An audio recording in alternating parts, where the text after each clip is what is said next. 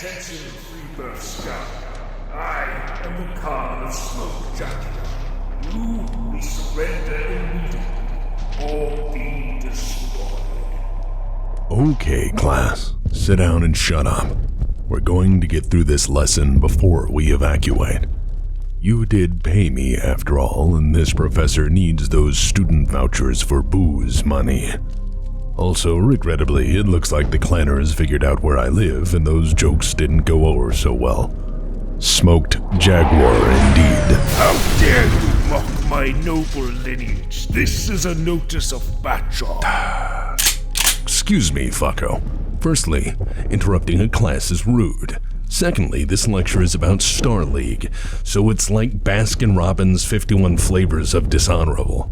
Don't you want these guys to know their history of the noble Star League, of the glories of General Kerensky himself? I am sorry. Can I sit in? I will still review later. Yeah, sure, I guess. Just don't go through the wall and take a seat in the back. Ah, noble founder, this is a good lecture.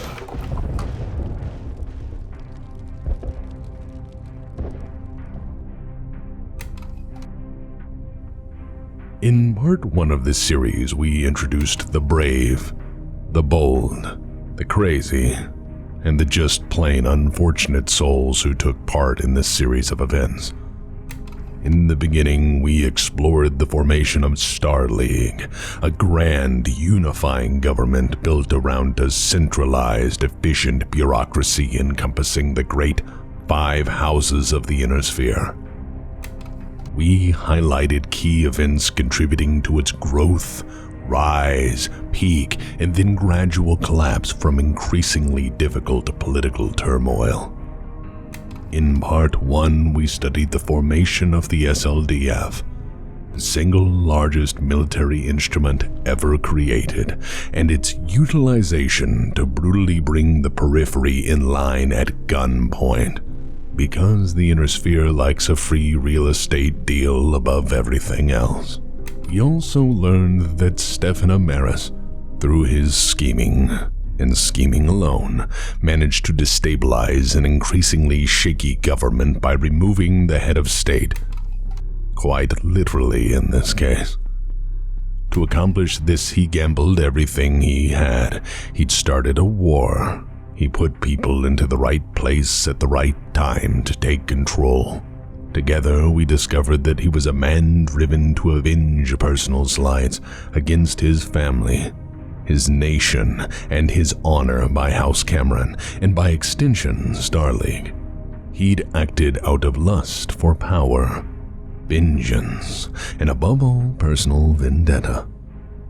He alone, through his actions, toppled the old regime through a masterfully orchestrated coup, his forces being in perfect position to seize the hegemony in a single act of magnificent barbarism and cruelty. And it is of note that he nearly failed because of the bagpipe, whiskey, and madness-fueled royal unit that was the glorious Black Watch. Yeah, the mad stand of the Black Watch is a tale still told with reverence between Mechwarriors for generations now. And it's very important to understand that in dying the way they did, they sent a message. This wasn't going to be as easy as Amaris had thought. In a magnificent moment of glorious defiance, in a blaze of crazy, mad bastardism, Amaris was reminded of how fragile a thing like victory truly is. And this brush with near death would never leave him. Amaris would, in fact, take increasingly paranoid steps to ensure his reign was secure. He was, in my opinion, haunted by what might have been, and what may yet be. The Black Watch and their death were just a moment in history, but for Amaris they were a fearful, constant reminder of how easy it could have gone the other way. But we will get to that soon enough. In the last episode, we also had our introductory study in the profile and career of General Kerensky. We saw how he tried to do his best to keep things as they were, in a delicate political balance and in certainly uncertain times. Kerensky was a powerful general, to be certain, but he was tasked with raising a First Lord in a very uncertain political arena. Star League was in decline, and this heir presumptively could have reversed the course of history. He did his best as an advisor and protector, but ultimately he fell back on what he knew best, his duty and oaths to Star League above all, and that would ultimately doom his efforts. But we'll get to that. And lastly, in part 1, we set the ground for the throwdown of throwdowns, the guerra on Terra, a war so big it would shake the foundation of the inner sphere and lead to centuries of violence, political turmoil, adventurism, and chaos. As you may recall, we left this lesson on a wonderful cliffhanger. Amaris had contacted Kerensky and offered everything. A place in the new regime, ultimate power as a general, if not warlord, and very potentially a very real place as inheritor of Star League itself.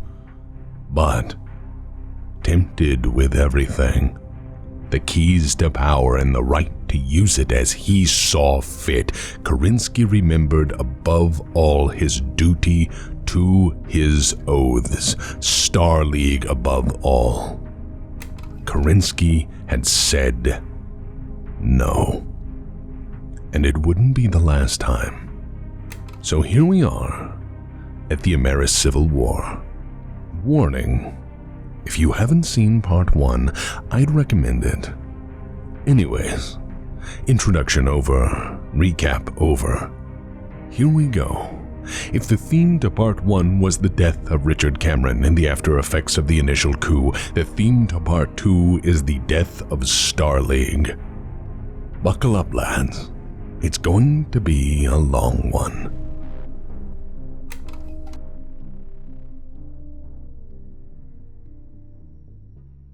The Amaris Civil War would rage from 2766 to 2780 in a 14-year campaign that would decide the ultimate fate of Star League. It would cost in the end humanity generations of lives in indiscriminate slaughter. Each and every weapon ever crafted by humanity would be used in the greatest contest of wills, arms, and armies ever seen. This war was the end result of, and made worse by, a seemingly endless arms race that until now lacked an outlet for its destructive energies. This was a war unlike any other in the history of man up to this point, so comparisons are hard to make directly. For the first time, humanity was at war with itself across the entire span of the inner sphere. From the Rimworld's Republic to the Terran hegemony, this world would touch hundreds of worlds, leaving many blasted, radiated, and broken wastelands in its wake. This was a war that seldom offered any quarter, and civilian populations died in terror as increasingly destructive weapons were utilized by desperate combatants. This was a war where slaughter was the norm, and strategic weapons were just another tool. At least in the eyes of Amaris. The Amaris Civil War started with surgical precision as a calculated coup, and when Amaris turned from coup phase to an actual war footing, both his Rimworld's Republic and the SLDF stood atop tremendous, though wholly different, resources to commit to their campaign. The grand prize in all of this was control of the Terran hegemony, the potential rule of Star League itself, and by extension the future of the inner sphere. For the sake of historical note, I will have to try to explain something here. While Kerensky was busy in the periphery, Amaris had struck and struck well. The head of House Cameron was vaporized, the inheritors of that name dead or gone, and it is keen to note that consolidating an empire isn't merely a change of flags. Further, when he came under attack by mad bastards who loved kilts, bagpipes, and murder, though not necessarily in that order, he had been reminded on the pain of hubris. Again, for the record, I say this event scarred Amaris. For Amaris was reminded that he was mortal, and that it took the use of tactical nukes and many of his best men to stop people so angry they refused to die. It is again my opinion of record that the Black Watch haunted Amaris in ways he'd never considered possible.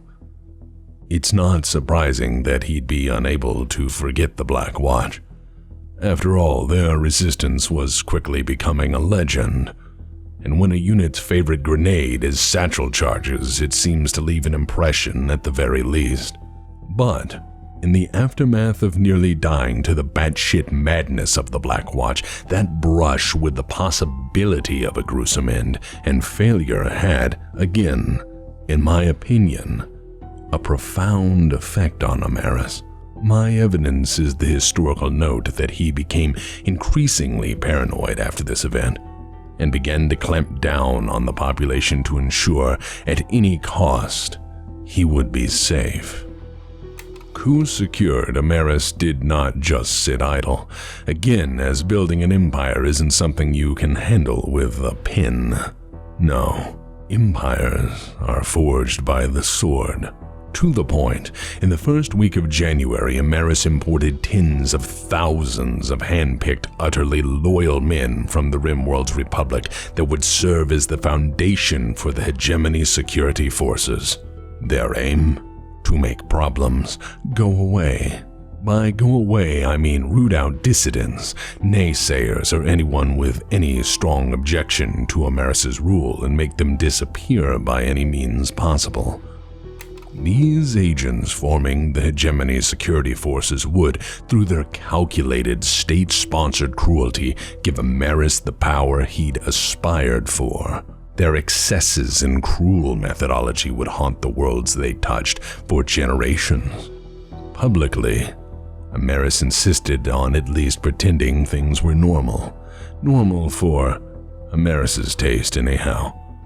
To gain the barest sliver of legitimacy as a ruling power, he called for immediate votes for a new Director General of the Hegemony, and further the appearance of legitimacy by directly appointing a Hegemony noble to serve in the interim until a vote could be had. The vote for the new Hegemony Director General was organized swiftly through the widespread placement of the new Hegemony security forces and thorough integration of Rimworld's Republic units throughout the occupied territory prior to the coup. The vote was held despite widespread destruction, panic, and near-total communications breakdown during the coup and limited repair afterwards. Further, there was the consideration that Hegemony analysts projected at best a 10% turnout for the vote, considering the widespread issues with organizing a vote in a chaotic post-coup state. But that wouldn't do for Amaris. He had a new empire to run after all. Amaris claimed an 85% turnout, with 70% overwhelmingly voting for Amaris. This was a fairly amazing feat considering many of these worlds were cut off from the HPG network and over half the planetary governors were dead or missing. Regardless of the legality, Amaris had his title. Those who did report favorable voting turnout did so under extreme duress. But that hardly mattered, as Amaris was, at least provisionally, now the legal Director General of the Terran Hegemony. This was abhorrent and horrific to the ruling classes, but it would set the acceptable precedent for generations afterward in practical regime change throughout the Inner Sphere. Once installed as the new Director General of the Terran Hegemony, he promised a grand new era of peace and prosperity, that House Cameron's foolishness and mistakes were now at an end, and that the future would be one of unity under his guiding hand. This was not to be just a new hegemony, but a new Star League, reborn as an empire under the guiding vision and limitless power of a new emperor, bold enough to seize it. The HPG networks not critically damaged were slowly reactivated, with the first circuit of SL Comnet firing up to deliver the announcement of Amaris's new empire. Kerensky was the first to issue a reality check. Kerensky's response was legend. No. The major houses offered something more ambivalent, though. Silence. The great houses did not lend him legitimacy, but they also did not mourn the fall of House Cameron. In a way, their silence answered many questions. First, it demonstrated their feelings about House Cameron. Richard Cameron suddenly disappearing after making some exceptionally poor decisions was seen as a favor, if not boon, to the great houses. There was to be no more meddlesome madness from a fading line of bad rulers. No more directives, laws, or missives from a child playing God. But their silence also spoke volumes of the current assessment of the power balance. They were afraid, after all, and had every right to be. Amaris had done the impossible. He had orchestrated the defeat of the hegemony by stabbing it in the heart. He'd taken the head off the beast, so to speak. He'd overcome defenses designed to be impregnable, and he'd even given the SLDF a black eye. He had done the impossible and done so in such a way as they wondered what else might he have up his sleeve. They considered, was Amaris waiting to topple them as well and challenging them to make the first move? In addition, you have to consider that individually the House militaries were somewhat limited by the preceding decades of Star League buildup. They'd been given every excuse to put trust in the SLDF and had done so as arms buildups were exceptionally, if not prohibitively, expensive. Also, SLDF Charter had regulated the size of their militaries, and as such, they knew if they defied and then openly challenged Amaris, they might find themselves overthrown in the name of whatever the hell Amaris was smoking. But on the other hand, they also knew that if Kerensky returned and managed to restore the status quo, any assistance or compliance given to Amaris would become, perhaps, problematic. As such, the House Lords said nothing, and chose no sides, at least officially. However, it is interesting to note that the great houses immediately asked General Kerensky's intentions, and for him to report his movements. The House Lords' response is reasonable. They had their own issues on their own home soil. You see, the Star League bureaucracy wasn't doing so well, and that somewhat made things difficult from an organizational standpoint. SLDF bureaucrats didn't know what to do. Follow instructions issued from the hegemony from a usurper. Follow instructions issued from a general far, far away. Follow instructions of the great house institutions they supported and paralleled. This wasn't just the case of paperwork and who stamps what. This was a financial network and banking system that held the wealth of billions upon billions of taxpayers. This was the civil infrastructure and logistics system of the greatest nation ever formed. Bureaucrats across the inner sphere struggled with what to do. They were, after all, in a crisis of leadership. With communications difficulties, lack of orders, or in some cases countermanding orders, plus the House Lords offering integration opportunities with their existing systems, many bureaucrats just went home, or found new jobs with their house governments, and when their checks started to bounce, they decided to walk away. Some civil servants desperately tried to maintain what services they could, believing in Star League as it fell, believing it may return someday. Most, however, turned their assets and holdings over to the great houses in their jurisdictional territory, choosing to side with a stable government over one ruled by a potential psychopath. Throughout Star League, the overnight conquest of the hegemony destabilized the Star League dollar, causing widespread economic chaos. The outages of the HPG network further caused rampant speculation and market woes. Without regulatory control or banking afforded by the Star League financial institutions now either being abandoned or co-opted by the great houses, people pulled their money out of once safe Star League investments. Throughout the inner sphere, investors transferred enormous wealth from what was once safe Star League monetary investments and bonds into house bills as soon as they were able. Folks saw the writing on the wall and voted with their wallet. To the common citizen, Star League as an investment, either financially or the future, was doomed. And as General Kerensky carefully deliberated his actions, as he knew full well that rash action in this time would doom the cause of Star League, Amaris continued to reshape the hegemony into his new empire. For to occupy a nation, as stated before, is one thing, but to reshape it, that takes time. As stated earlier, Amaris had founded the Hegemony security forces, and those began rapidly forming huge contingents on every occupied Hegemony world, recruiting most heavily from those least loyal to Star League, least loyal to the Camerons, and most swayed by money or the promise of power. Amaris also formed the Director General's Office of Policy and Doctrine. This was more or less an exported extension of Amaris's practice in his homeland, a political officer's corps to police wrongthink. And boys and girls, Amaris hated wrongthink. Amaris punished wrongthink. And wrongthink was defined as anything Amaris didn't like.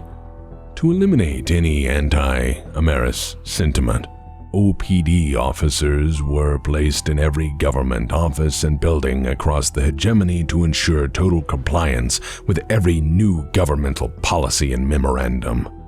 OPD officers bugged public and private places, eavesdropped on all conversation, monitored all communications traffic, and watched with practiced eyes all actions taken by any citizen of this new empire.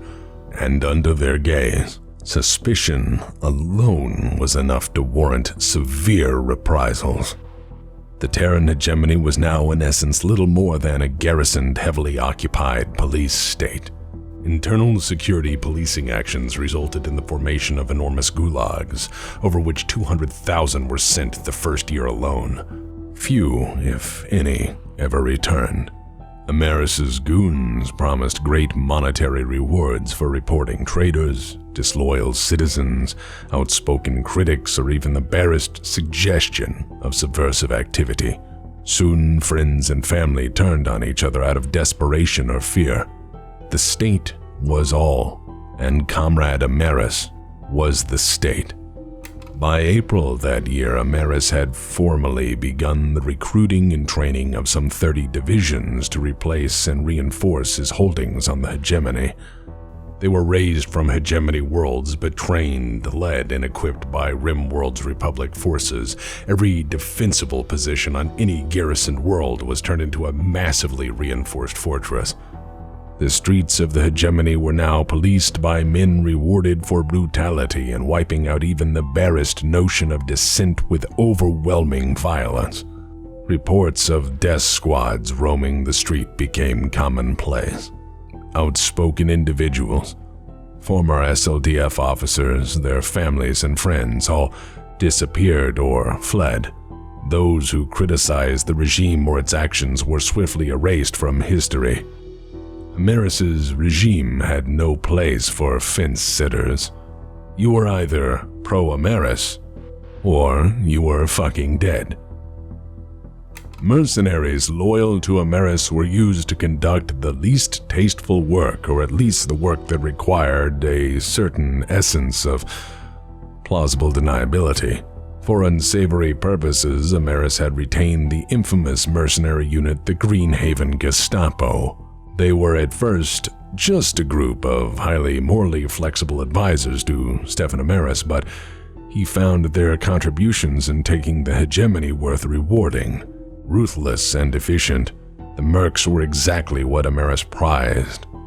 Later on, their war crimes would be a permanent scar on his regime. As stated, the Greenhaven Gestapo was instrumental in the seizing of main Terran government buildings in displays of savagery and brutality much in line with Amaris's designs. However, once they were turned on the civilian population, things quickly degenerated into looting, pillaging, and murder in the name of state security. As they were mercenaries at heart, the Greenhaven Gestapo decided to make some quick coin and sacked Rome. Why? Well, it was the mercenary tradition long-standing at that time through centuries back to sack Rome, as Rome was historically always a good choice for quick cash and good ransom. Being largely undefended with little in the way of organized resistance, Rome quickly bent to their occupation. And as history will indicate, they ran amok in the Papal States. For example, one of their commanders had a portrait of himself spray-painted over the Sistine Chapel. When 750 Catholic monks had a hunger strike in the square, a member of the Greenhaven Gestapo blocked them in with his rampage and stomped them flat. And then they went further with their fun. They then arrested the Pope after he refused to point out priests who were disloyal to the regime. 3 years later, they'd murder the Pope after he refused to cooperate. Through his mercs, Amaris didn't just target Catholics either. Amaris was, after all, a true atheist and decided the universe was a neater place without the complexities of an organized religion.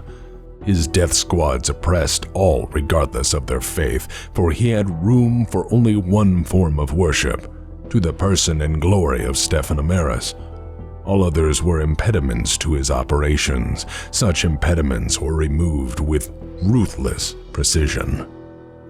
Soon enough, the everyday citizen of his new empire would find themselves under his whip.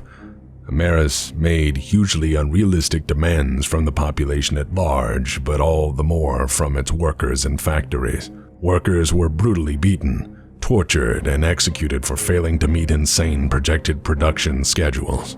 Meeting quotas was rewarded with additional quotas. People worked their fingers to the bone to earn the reward of bony fingers. Food and medicine were in short supply, a supply regulated by priority toward people Amaris saw as doing what he wanted. The economy switched to a war footing as Amaris entrenched every world he could, building strategic weapons stockpiles for what he saw as the inevitable showdown. Factories were increasingly turned over to weapons production, ammunitions production. Fuel and tires and uniforms were churned out in massive stockpiles and put away for the coming storm. Consumer goods disappeared from stores nearly entirely, as supplies other than war material began to run low. While worlds were given increasingly ridiculous production quotas and exhaustive production schedules, this was complicated by Amaris continuing to raise armies and garrisons, further depleting the worlds of their effective labor forces. And some complained, stating they couldn't both raise armies and equip them. However, complaints were not acceptable under Amaris's regime. If a world complained or even reported food shortages, food was withheld and the entire world was punished. Troubles mounting, Amaris soon began to see problems everywhere. People refusing to believe in him were punished. Worlds he suspected of treason he punished. Populations that pushed back were punished. The civilian situation increasingly worsened throughout the hegemony as Amaris squeezed the people for all they had. Food and medical supplies were soon in critical shortage, and he withheld them routinely as yet another measure of punishment. People begging to be fed was just another punishable crime in Amaris's new empire. And after seeing the excesses of Amaris's consolidation of power, of the SLDF being deleted from the hegemony with nuclear, biological, and chemical attacks, of the bureaucrats being shot at their desks for refusing to move a stamp, most citizens realized they had to deal with the realities of the present rather than hope for a brighter tomorrow. After all, they'd seen those who resisted in the initial stages of the takeover being turned into radioactive sinkholes. Hope was, essentially, dead. Slowly but surely, the hegemony descended into a siege mentality, building stockpiles and defenses for the coming long war. Through excesses in human suffering, Amaris made significant headway. He reinforced the hegemony in ways the Star League never considered. He knew the shortcomings of Star League's extensively planned defenses, for he'd found weaknesses in and exploited them after all. Through hard work and exceptional human suffering, he turned peaceful yet defensible worlds into hellish death traps. He reinforced every fortification for any conceivable attack, siege, or protracted battle. He ordered his men to drill exhaustively and to constantly train to avoid embarrassment like the 4th Amaris Dragoons fighting mad bastards wearing kilts. He ordered the construction of bunkers, hardened defensive points, and extensive space-borne defenses as well. Please try to understand that Amaris, while having extensively prepared, knew the full might of the SLDF Navy, which was enormous and quite inclined to fuck things up if given the opportunity. The war in the stars went well for Amaris because his men got lucky, and after several bloody fights seized the space defense network. But he knew the bulk of the Navy would return with Kerensky, and so men were trained extensively on the operation of established space defense systems. These space defense systems would figure heavily into Amaris's plans, as his Navy suffered heavily in pushing the SLDF out of the hegemony in the initial stages of the coup. The Star League Navy had accounted for itself well, and there were holdouts still hiding in the hegemony, doing much to harass and spy on Amaris's doings from secret locations. I may, if you all are interested, do a whole talk on the grand old Star League Navy, but I'll spare the details for now, as that would be yet another hour. Let me know. Might be fun anyways. Worlds under Amaris's thumb were patrolled for the first sight of the SLDF. Drone ships constantly hunted the hegemony for even the smallest observation craft, making intelligence gathering for the SLDF a precarious venture, if not a lethal operation. As now established, each house, now concerned with many possible futures and not wanting to back a loser, decided to mostly stay out of it. As such, the war broke down to the principal antagonists. Side A was the forces of Stefan Amaris, leading the occupied Terran hegemony systems, including their now extensively reinforced defenses growing stronger by the day. Further, he was aided by powerful defense industries and the hegemony long established as the primary arms producers of the Inner Sphere. He held these in addition to the ascendant Rimworld's Republic, which he had secretly prepared its industry, economy, and military specifically for this conflict. I won't be vague here. Let's put this into numbers.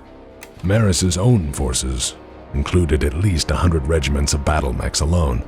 To keep in mind, a single regiment of battle mechs is 150 to 180 fucking mechs plus support divisions. Amaris also had the entire naval and aerospace assets of a great house many times over, through his house's careful preparation for the coup, minus the early lumps handed to him by the SLDF Navy. He maintained a strong grip on the Rimworld's Republic, in addition to all the hidden SLDF weapon stockpiles in the occupied hegemony. Historical notes show us that for decades, the SLDF had warned that the Rimworld's Republic was building an army many times over what they were allowed by Star League treaty. Warnings that were now far too late. For the record here, there is some dispute over the total naval assets of Amaris, but it is said that he possessed over 270 warships prior to the coup, many of which were as good if not better than the SLDF fleet. House armies had 50 to 70 warships at most, and many of those were not line ships. Most House navies had a small core flotilla of capital vessels, and then the remainder was split between patrol and support vessels for anti-piracy duties. And as established, the Rimworld's Republic had patiently built a war machine for generations just for this single moment. Every industry and government plan had been laid down on the principled need to feed a war-fighting capacity, to challenge the SLDF openly if need be. Hell, Amaris had even built enormous battleships, which were better protected than SLDF's biggest warships. They called them the Amaris class, by the way, because Amaris is, well, don't make me get the bib picture out again. The guy had issues that were only solved by, well, enormous battleships named after himself, because that's the kind of guy he was, and okay, we'll do this again. Look, he's wearing a bib. This guy has some problems, and who the fuck is holding his arm? Is that like the general manager for the Golden Corral of Space Kansas? It's not inspiring. If you take someone's head off and brilliantly overcome the greatest defenses yet designed, wear something nice like a smoking jacket. Editor, can we do that? And a top hat. Class him up a bit. I know people are gonna go nuts over someone so Machiavellian looking, just like a goof, but just class him up a bit, like 2 notches. Good. Better. Anyways, while Amaris had lost significant numbers of his navy to the initial space battles and the Hegemony, he was now building new hulls on Starleague yards and blueprints. Further, he was rapidly training his men thoroughly on the operation of the now captured SDS networks. Soon all that power would be firmly in his hands. Needless to say, Amaris was sitting on an enormous stockpile of world's weapons and personnel to throw into the fray. He was growing stronger by the day. He awaited Kerensky's next action, trying to bait him into attacking the Hegemony directly after being bogged down. So let's look at the opposite side of this equation. Side B of this conflict was the SLDF, a huge multinational force which had now been bogged down in years of counterinsurgency fighting in the periphery. Worn down by years of hard campaigning spread across the entire periphery, bloodied and bitter at putting down a needless insurrection, and now devastated at the loss of their friends and comrades in the Hegemony. The SLDF was certainly on the back foot from the beginning, not to mention now being completely cut off from any reinforcement or supply. Losses in the periphery uprising and rebellion, plus Hegemony losses in the coup, put total SLDF manpower by 1,255 regiments. I'll say that again as a chill runs down your veteran friend's spine. 1,255 regiments. Gone. 30% of the SLDF's effective military strength from pre-war levels was now totally gone. History has shown us that armies rarely bounce back from losses such as these, if at all. The survivors were now hollow men and women haunted by a horrific, senseless war in the periphery, and now many of them were without a home, or a government, or a cause. The Hegemony was occupied, and the status of the First Lord at this point was an unknown. Some would point out that the SLDF had the numerical advantage here, including far superior numbers and naval assets. It is worth noting that the SLDF was split into regional commands. In addition, Kerensky was unable to draw upon the additional resources from the great houses he expected, or even in the occupied Hegemony. An army this large would soon need massive resupply before any campaign of conquest, and they had no infrastructure other than what they could seize and capture.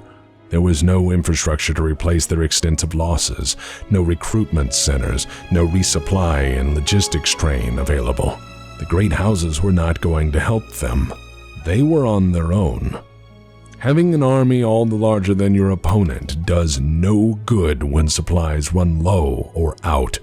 The SLDF was cut off and in a desperate state the day House Cameron fell. They had lost over 30% of their strength mauled into combat ineffectiveness in the periphery war. They had lost 1 million men before the coup had even started. Further, with the collapse of the Starleague bureaucracy came the near total loss of operational budgets and supply. The SLDF at the start of 2767 had at best 10% of its former budget trickling in from tax collectors and administrators still loyal or alive. There would be no paychecks from here forward, and procurement divisions had no means to buy anything at any price. Things were grim. The SLDF teetered on the brink.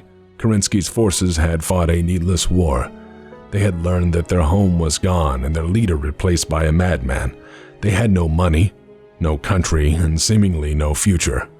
Supplies were exhausted, ships needed refit and overhaul, and spares disappeared. Morale was accordingly near zero. They needed a fucking miracle. What the Star League Defense Force had, though, was General Alexander Sergeyevich Kerensky, and angry Russians tend to make it into the history books. Kerensky had purpose and determination. Instead of weighing his options endlessly or sending his troops home, instead of obeying his government, instead of giving up and running away or trying to bargain and buy favor, Kerensky had told the usurper no, just flatly no. Amaris had mocked him in reply.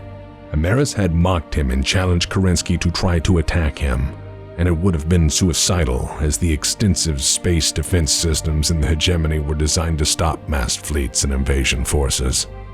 And as said, Amaris had paid the price in conquering them, and yet every moment that Amaris had in the Hegemony he would be digging in and preparing to defend what he had claimed.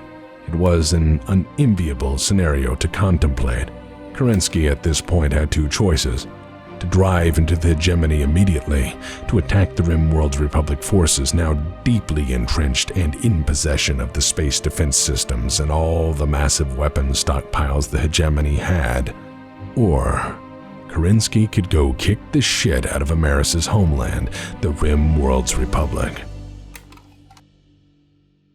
Kerensky decided that if Amaris would occupy his home, then Kerensky could burn Amaris's down.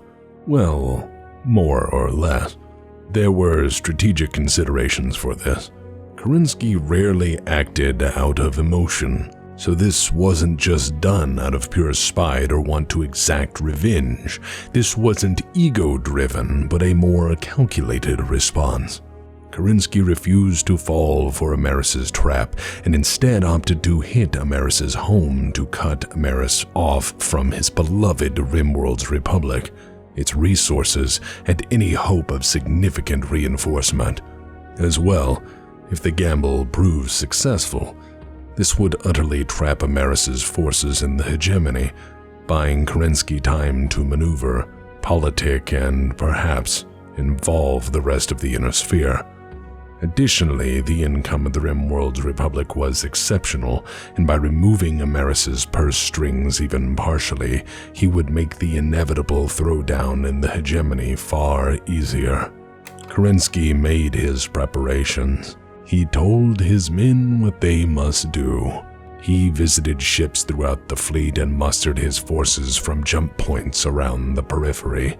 He made certain to immediately change the ciphers and communications keys for his entire fleet, as by now he was certain SLDF communications were totally compromised through Amaris' capture and control of the Hegemony.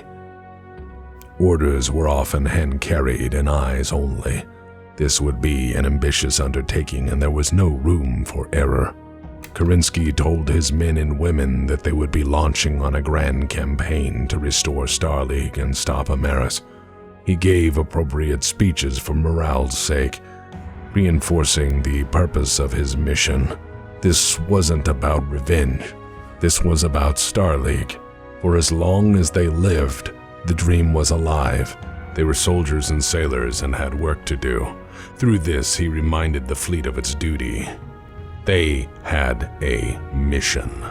He also made moves to mitigate the supply shortfalls as best possible.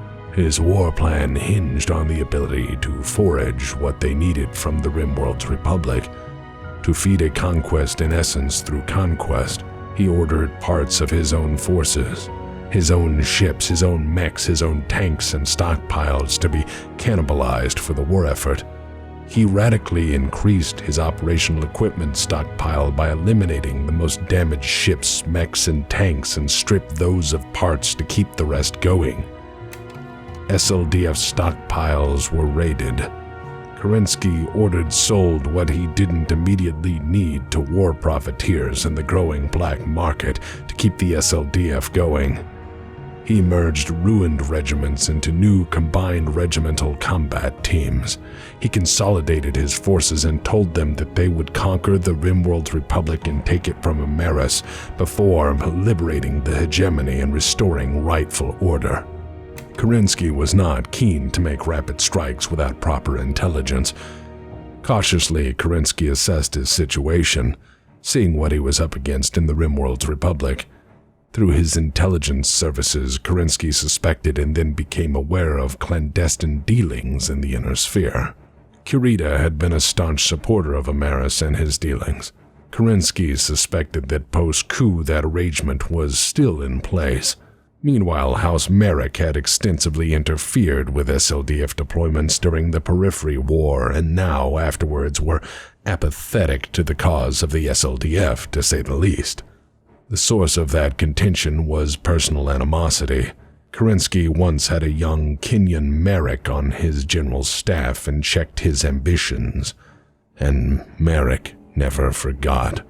These complications meant that Kerensky could only possibly count on the other houses as, at best, potential allies. Even then, their responses were not enthusiastic.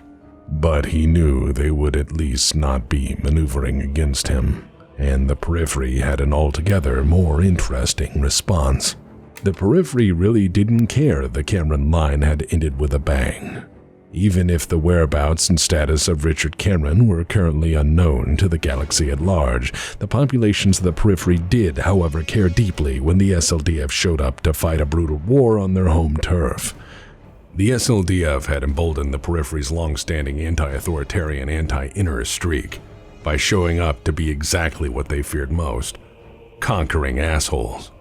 But when Amaris took over, the Periphery soon saw their savior really didn't care a single fuck about them all that much. Amaris had issued orders for Kerensky to conquer the Periphery, to keep pressure on them, to crush them once and for all, and then to join Amaris's new empire. Upon realizing they were sold out, the Periphery was upset. For the Periphery had once at least somewhat trusted Amaris. After all, he was one of them. The Rimworld's Republic was the greatest Periphery nation, after all. He was the nice fat guy who'd given them shitloads of money and weapons and pointed them at the SLDF, and now they realized they'd been played. The Periphery was now content to let Amaris deal with his own problems and let the SLDF leave uncontested. They had lost enough of their own and gained perhaps, at least notionally, their independence. They were content to let things be. After this point, the Periphery would offer no substantial opposition for Kerensky's new goal, to wrecking ball the Rimworld's Republic. In fact, many Periphery states met with the general and provided him full transcripts, intelligence, and information on Amaris's duplicity and dealings. This information would make Kerensky's conquests all the smoother. Kerensky jumped on the Rimworld's Republic with a slightly rejuvenated SLDF, and in time his conquest became a campaign of legend. While Amaris had taken the bulk of his military to occupy the hegemony, the Rimworld's Republic was not a complete pushover as far as the Periphery states went. After all, this was the place that Amaris had forged into a conquering nation-state. It was a nation built by a paranoid, psychotic asshole. House Amaris had primed this nation for war at every level through generations of careful work to further their strategic aims. It maintained a reasonable standing army by Periphery standards. It possessed a ruthlessly efficient internal security force, a tremendous strategic reserve, a well-educated population, and a massive defense industry. Taking the Rimworld's Republic was the smartest choice Kerensky could make. Taking it would cut Amaris off from extensively developed defense industry and ample recruiting grounds, not to mention a key source of income. On May 29, Kerensky issued the go order from his flagship McKenna's Pride. The fleet assembled at jump points, messages being hand-carried with new ciphers to ensure security. Across the Periphery, forces abandoned their conquest to rejoin the main fleet, often carrying with them the contents of SLDF bases they'd stripped for necessary supplies. Troops falling back set nasty reminders that Starlink property was not to be trifled with. Concordat troops found that out the hard way, when upon entering a Starlink base it collapsed on their head after a mountain of charges went off. Similarly, across the periphery, Starleague bases were abandoned, trapped, and stripped of any and all resources Kerensky would need for his operation. This was an all-or-nothing gambit. Amaris had slowly bled the Rimworld Republic forces of their strength to set up his coup and occupation of the hegemony. It would still be a monumental endeavor. The Republic was enormous and well-provisioned, and while the Rimworld's Republic had dug in, they didn't have the numbers the SLDF massed fleet had. Every delay in attack would buy time for Amaris to fortify the Rimworld Republic and Hegemony both. Any other commander would have opted for speed alone in a campaign of nuclear hellfire and motherfucking revenge. Any other commander would have let his men and women loose in the name of vengeance, to let slip the dogs of war and count the dead afterward. But Kerensky was not a monster. He refused to authorize a total war approach, and saved weapons of mass destruction for hardened military targets. But it would still be a war. There would be casualties. Kerensky took a careful approach, trying at his hardest to not indiscriminately slaughter his enemies for the sake of a decisive, rapid campaign. He didn't see the Rimworld's Republic as an enemy, merely, in this case, an adversary. He saw his job as to restore the peace from an unlawful usurper, not to punish a population or conquer purely to feed his army. Further, Kerensky knew he had to crush the Rimworld's Republic to strand Amaris in the hegemony, to cut Amaris off from the resources of the Rimworld's Republic and prevent a difficult two-front war. Amaris flipped out at the impending invasion and almost immediately called on his hidden army in the form of formerly loyal periphery allies to assist. Most chose now to do what Kerensky had done to Amaris: say no. Amaris had betrayed them, after all.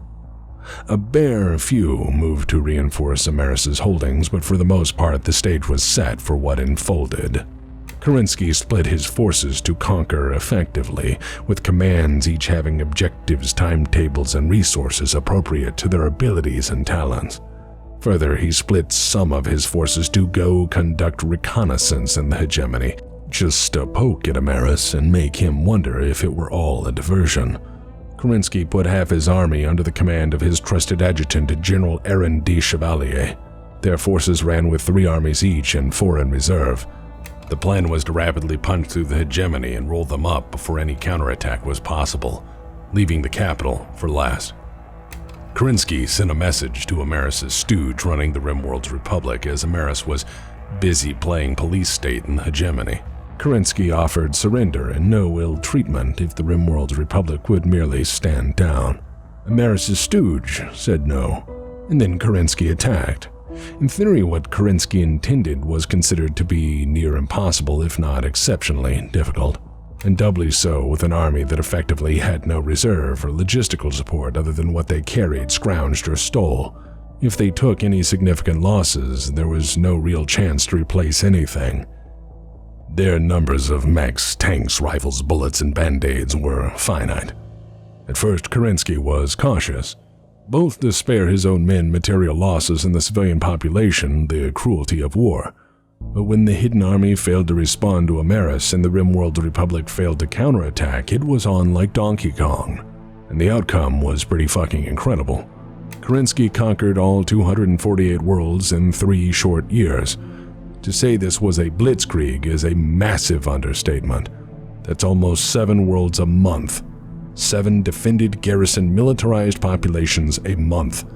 One by one, the worlds fell like clockwork in a master plan. The SLDF was Kerensky's tempered vengeance visited upon Amaris' legacy, while again carefully sparing damage to civilian infrastructure.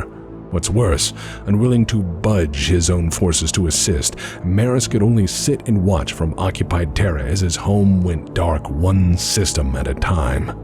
The Rimworld Republic forces had the benefit of preparation and an extensive home field advantage. Further, they were bolstered by paramilitaries and extensive security forces. However, they didn't have the numbers of the SLDF. Kerensky embraced his tactical advantage and just steamrolled them into the earth while they died defending pointlessly. As the war rolled on, many Rimworld's units threw down their arms, risking the wrath of political officers none too pleased. The reason for abandoning the cause was simple. They saw themselves as citizens of the RimWorld's Republic first and supporters of Amaris as a distant second. Amaris had failed them, and they weren't willing to die for a bib-wearing overlord. No, they were more inclined to follow Kerensky. And some did. Kerensky allowed them to serve, and some would, with distinction, try to right the wrongs of their former overlord. That's not to say there weren't some holdouts. Some die-hard RimWorld's Republic soldiers would just feign surrender to detonate suicide vests, echoing the sentiments of the periphery just a few short years earlier.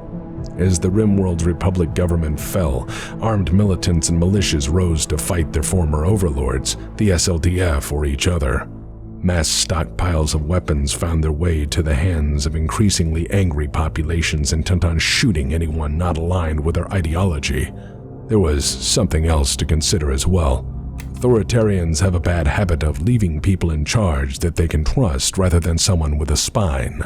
Naturally, the administrator left in charge of the RimWorld's Republic, while loyal to Amaris and a capable bureaucrat, was, at most, a spineless yes-man.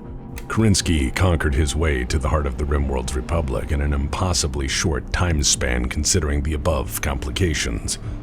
I'm sparing you the details of a 3-year campaign at this juncture, so that I may perhaps revisit it in detail later for future broadcast.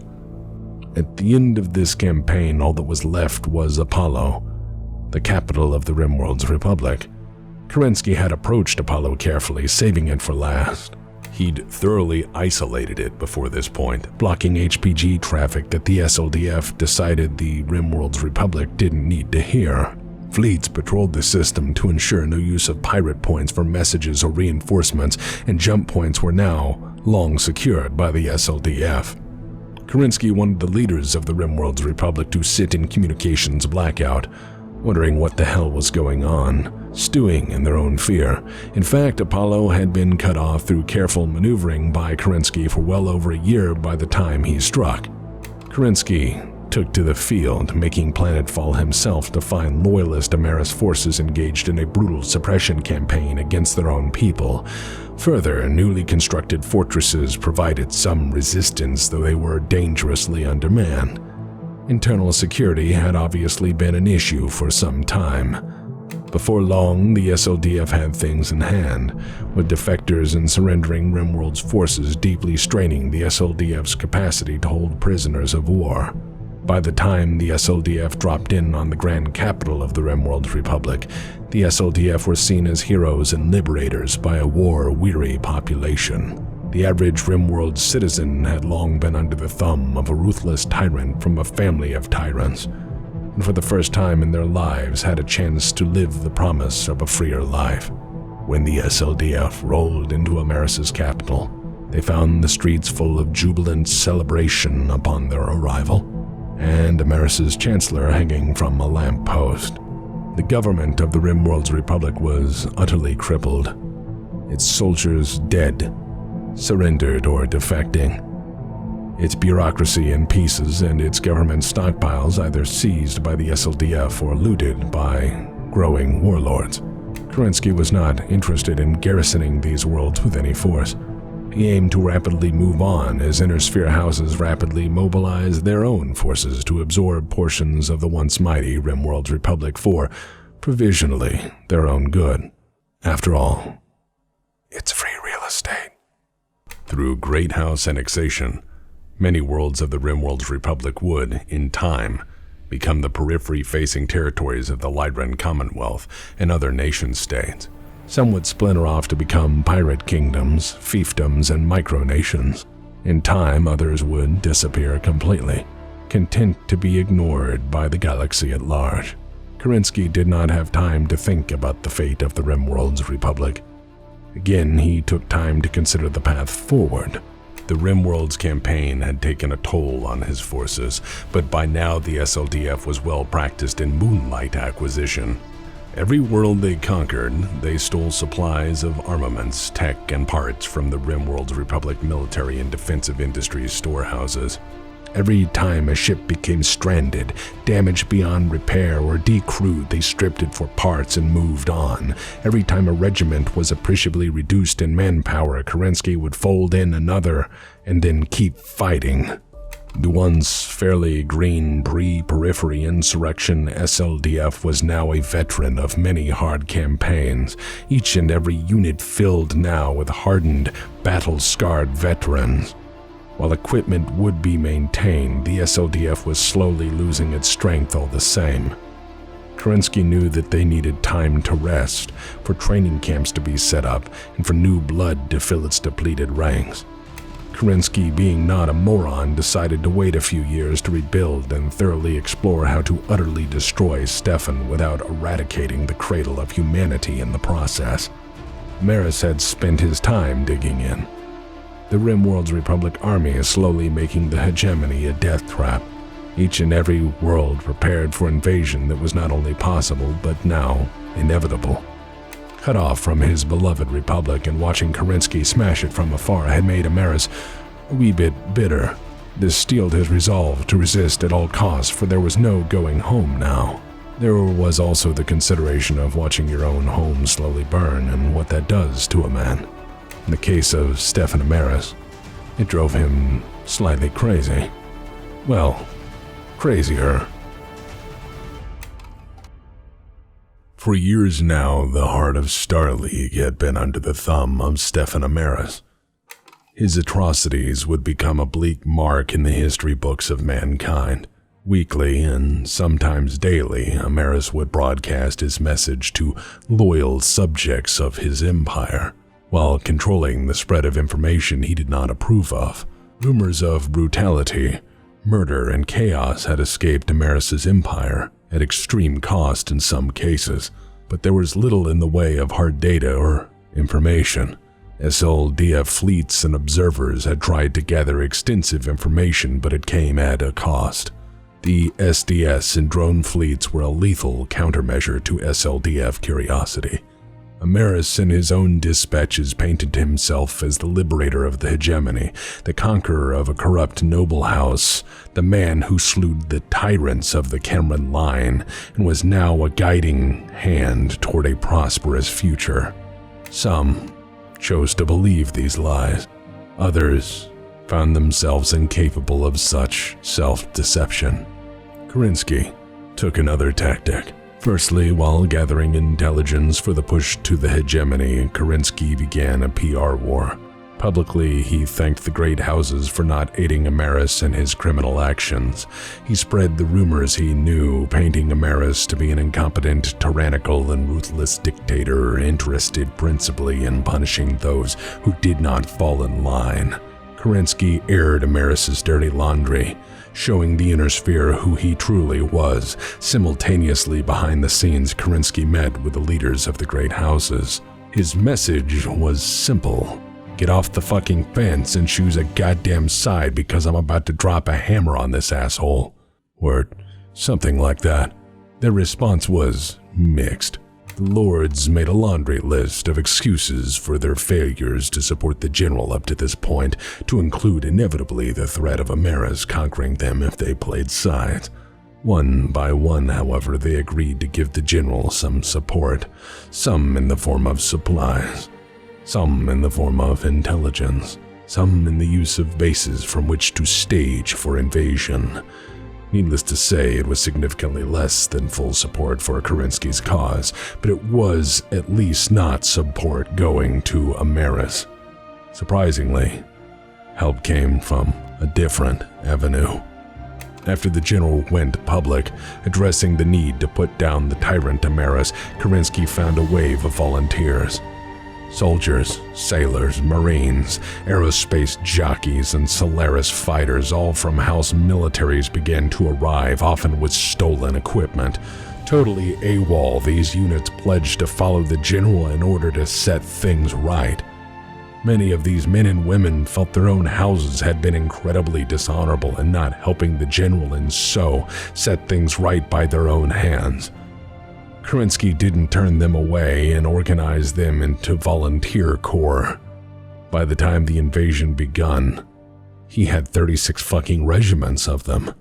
Operation Chieftain, the invasion of the Terran hegemony, was launched July the 14th, 2772, the painstaking retaking of the Terran hegemony systems from Amaris would ultimately cost millions of lives and several years. The Rimworld's military, realizing their own homes had been destroyed and occupied, realizing that their homeworlds were now fighting each other for territory burning or unlivable, made every effort to fight to the bloody end. There was no retreat for them, for Amaris's plans had never included fight an angry Russian tooth and nail for the future of the Inner Sphere. For those foolish enough to surrender, Amaris's political troops would kill them first. This was a grand defense in depth conducted across the hegemony, with the aim being to draw the SLDF into a war of attrition and slowly grind them to dirt. Kerensky's plan was expensive in manpower and equipment. The terrifying space defense systems had to be overcome, and even with extensive intelligence gathering from hidden fleets, clandestine operations, and even reports flying in from the hegemony from various insurrection groups, it was to be a bloody affair. Kerensky's SLDF had been honed into a remarkably efficient fighting machine, now no longer a mere defense force, but an avenging army of an ideology. Star League and all that it represented. So long as the fleet moved and the army fought, for their fellow brother and sister, Star League was alive. Kerensky's battle plan was to cut off world after world. From the outside in, slowly Kerensky encircled the hegemony, and he struck with purpose and precision. From July 2770 to January 2777, Kerensky took world after world away from Amaris. Amaris's forces had nowhere to run, and they fought like cornered beasts. They burned fields, cities, and worlds. They used every weapon they had. Atomics, biological weapons, suicide attacks. They tried to grind the SLDF down. They used the human population as shields. They forced Kerensky to pay for progress in bodies, and take his time in doing so. Kerensky's strategy was to cut the invasion corridors into slices and put 2 armies in each. Raiding units under Aaron de Chevalier had learned much, namely that the SDS systems in place were not to be trifled with, and that the worlds were reinforced all to hell. The plan then became to cut the hegemony apart from the outside in, to maintain constant pressure so that reinforcements could not be shuffled from one point to the next, and thereby denying Amaris the benefits of a defense in depth. It was important to not stop the pace of the invasion once it started, otherwise Amaris could shuffle and dig in. What they found when the invasion started horrified the SLDF.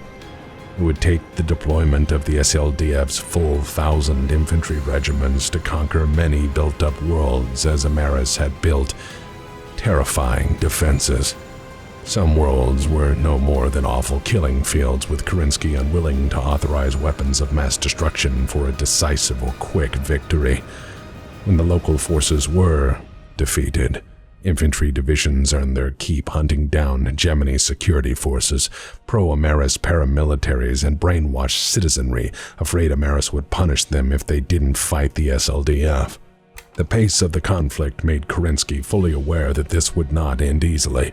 He sent in forces to set up legitimate judiciaries to judge and punish those who assisted Amaris's regime and its many excesses.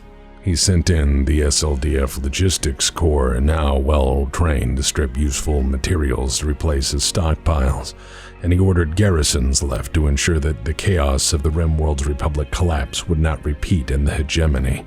Kerensky arrived, conquered, and left functioning governments and infrastructure in his wake. This was not a blitzkrieg to tear down a government. This was a true liberation. Still, the cost would be in human lives. The Star League Defense Forces found the drone ships and space defense systems were manned by elite teams now all too familiar with their operations. Despite thorough strategic considerations, the SLDF found itself utterly incapable of attacking the SDS systems without serious losses. Each and every attack was at enormous cost. losing ships they could no longer replace. Groundside Amaris' forces would respond to invasion by falling back to extensive fortifications and using every weapon at their disposal, to include nuclear warheads and chemical attacks. Amaris' troops were content to burn a world, its population, and even its future habitability to cinders to deny it to the SLDF. After all, denying a world was not that grand a gesture for someone who'd already lost their home. Each of these battles cost the SLDF personnel and time, in many cases to capture worlds heavily scarred by total war. Despite successes, the war was slowing considerably. By 2774, the operation was grinding to a halt. They'd conquered 100 worlds, but the pace was slowing exponentially. Total casualties were at 10% across the SLDF from the start of this campaign, significantly higher in systems guarded by SDS systems. No matter their strategy, planning, or talent, the pace of invasion was slowing. Often enough, the SLDF encountered horrific conditions among the population which they then had to safeguard and look after, eating into shrinking supplies. Garrisoning these worlds depleted manpower, and taking care of a population was a further complication. But Kerensky saw it as his duty, and did not shrink from it. Further, Amaris' troops had now formed the opinion in mind that the best sort of shield was human, and forced civilian populations into internment camps, booby-trapping them thoroughly so any who ran or were careless died in a messy fashion. This was how Amaris' men often managed to fall back, by throwing civilians and hostages into the mix and leaving the SLDF to solve the moral quandary. The SLDF was almost at breaking point, until Amaris made a rather fateful decision. He ordered abandon what he considered to be indefensible worlds without SDS systems or, to his taste, extensive fortifications.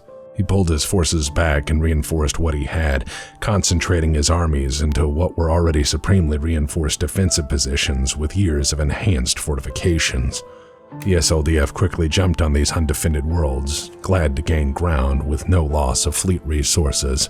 Unfortunately, even with this new gain of ground, it was there that the invasion hit a snag. Losses to ships and personnel were piling up. Surviving in newly functioning Star League bureaucracy was having massive issues upkeeping Kerensky's forces. Further, the massively reinforced SDS systems were nearly impenetrable. The war had destroyed cities and populations in the crossfire. Millions of people were starting to call for the general's head for the destruction he had wrought up to this point. Many more millions were dead and cold in the ground. Kerensky decided to halt the campaign while the SLDF rested. There would be no fighting for months as new bases were built. Supplies were stockpiled, forces rested, weapons repaired, and the problem of the SDS systems yet to be overcome. This would be an opportunity for the SLDF to regroup and prepare for the final push to Terra. Worlds began the slow process of healing, doing their best to overcome massive infrastructure damage. Soon, Kerensky had another issue. Fucking Kurita. House Kurita had been a thorn in the side of Kerensky from the start. From opposing fleet movements and supporting Amaris, at least unofficially. Soon, Kurita made a proper power play. He arrived on hegemony worlds bordering his territory, worlds free of Amaris' forces, with what Kurita called a relief force.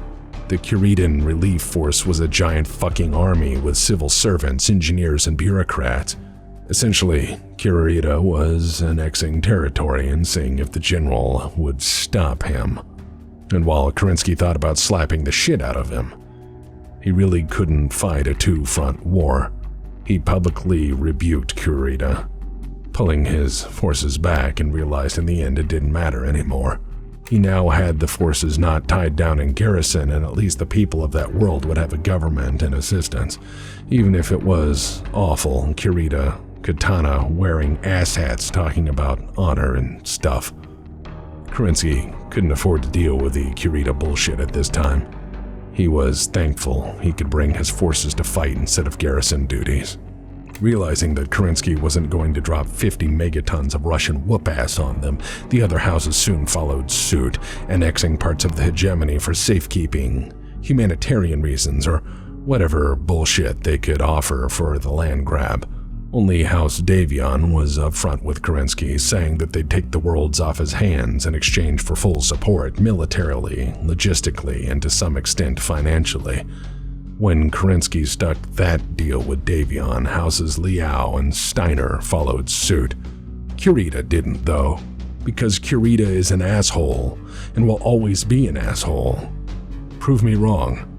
With resources now flowing into the SLDF and garrisons now free to assist in the final push toward Terra, events would soon take an interesting turn. January of 2775, Kerensky's extensive intelligence services became aware of a disturbing new development. Amaris's forces would exfiltrate a world, stripping it of its resources, and then setting it alight with nukes before leaving. These worlds were abandoned and destroyed to tighten Amaris's defenses further, but also to deny staging points for Kerensky.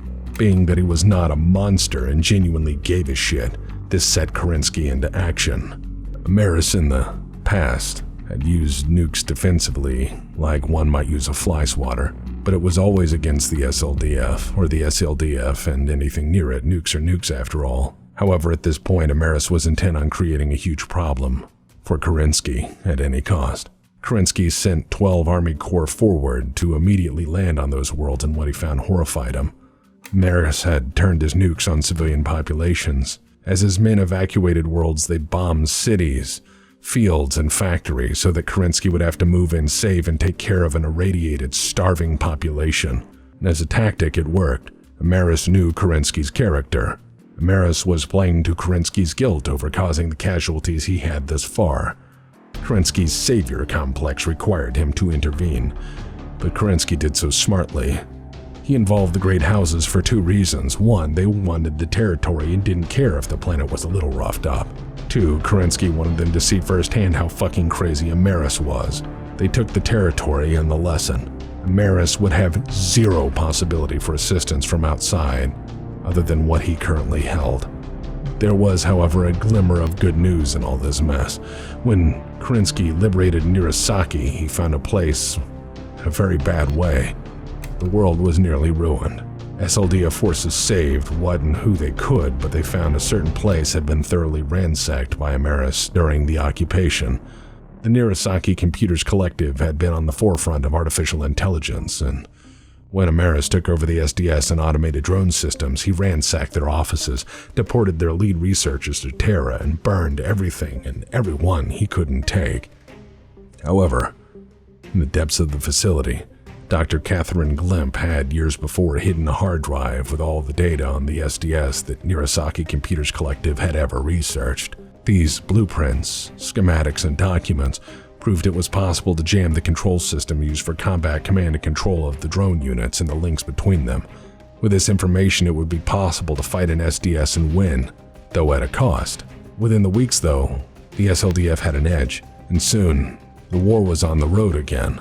The closer to Terra the SLDF advanced, the worse it got. Even with the edges they had, the numbers they had, the training and experience they shared, Amaris had by this time again drawn his forces into tighter and tighter defensive lines. By concentrating his defenses, the Rimworld's Republic forces, plus their new regiments, had made the war more difficult the further Kerensky advanced. By the time the conquest of Terra was on the table, it was 2777, and the SLDF was down to 35% of its pre-war forces. Many veterans of the war had been fighting for so long they'd forgotten how the war started. Many had been injured, rotated out of action, and then rejoined their old unit, now merged into the remnants of 5 others. Some veterans bore scars of 10 or more years of hard fighting. Some veterans had fought for over a decade to find their homeworlds burned and their family long dead. For them, there was nothing but duty, really. They were invested in the outcome of the war just to see it done. Amaris had to be brought to justice. That's all there was to it anymore. Through all this, they'd remembered their oaths. The Star League was alive so long as they fought. The final liberation of Terra started January 23, 2777, and in itself it took over 2 years of brutal fighting. The road to Terra had been punishing in the extreme.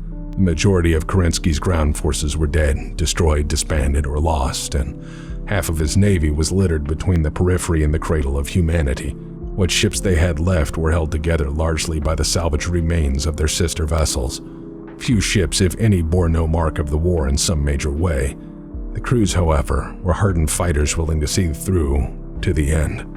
The road to Terra was going to cost them more than they thought.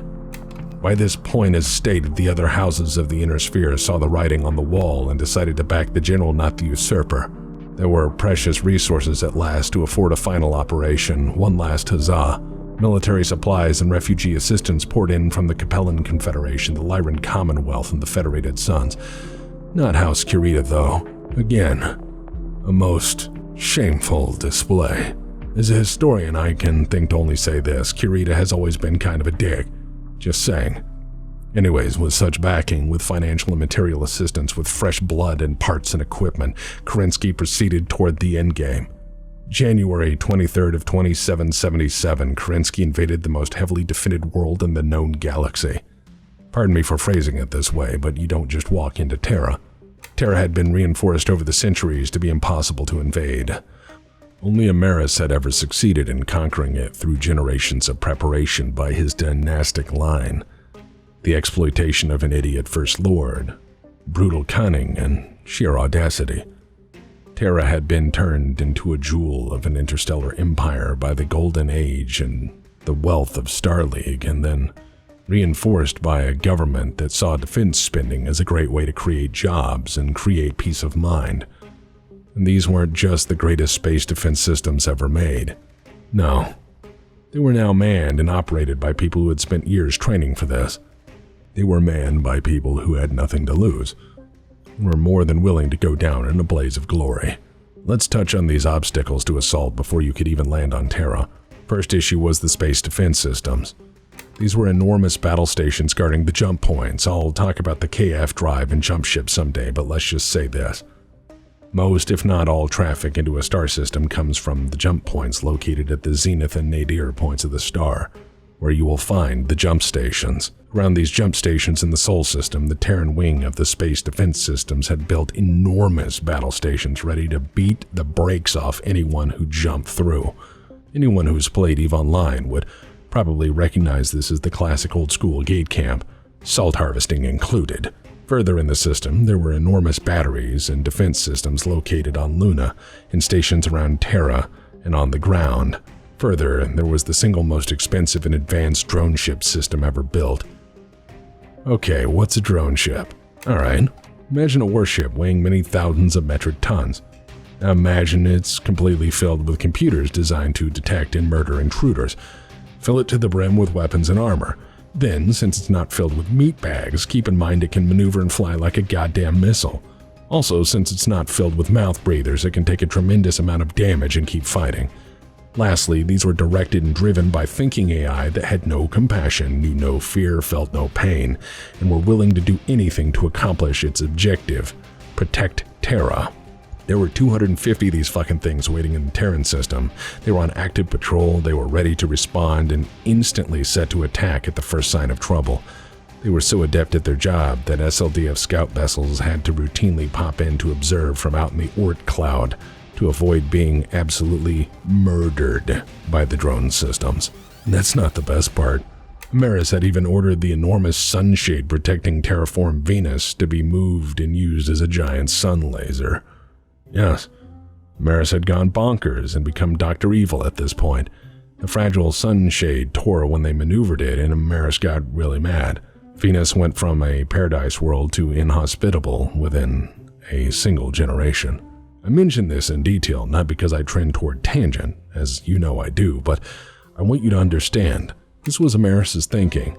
Have a huge pile of military assets and go, no, I want a giant space doom laser powered by the sun. Mr. Editor, I want you to add Venus to the list of things Amaris ruined. Thank you.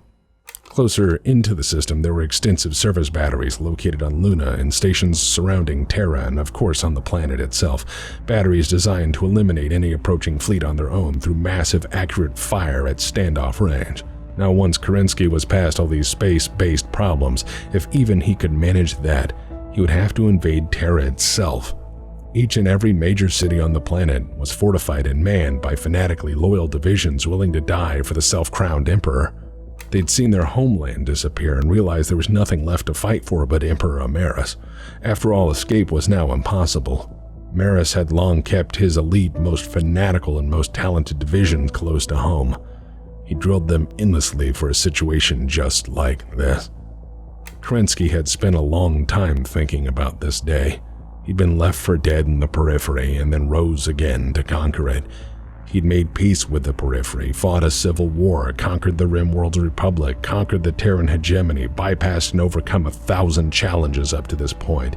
He'd beaten defenses engineered to be near unbreakable time and again. He'd kept the SLDF together, gave them purpose, and led them to victory after victory, but he'd never given in to being a monster. No matter the losses, no matter the blood spilled, he remembered his oath.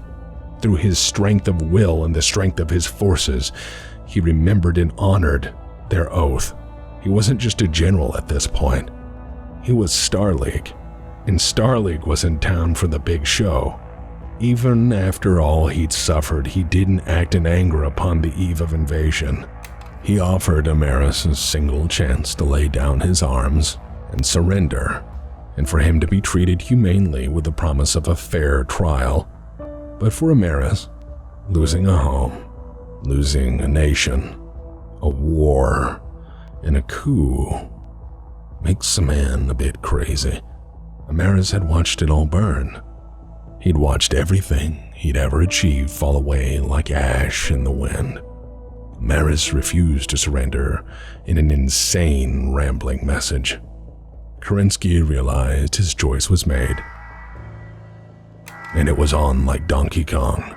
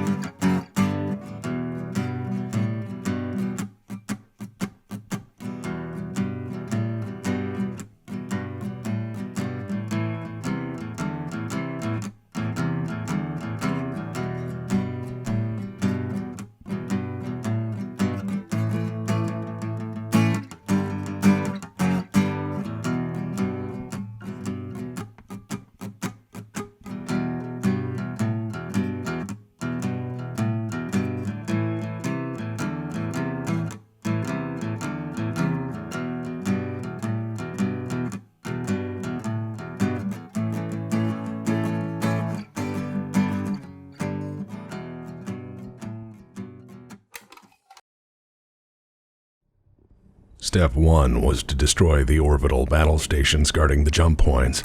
For Kerensky, it was a welcome challenge.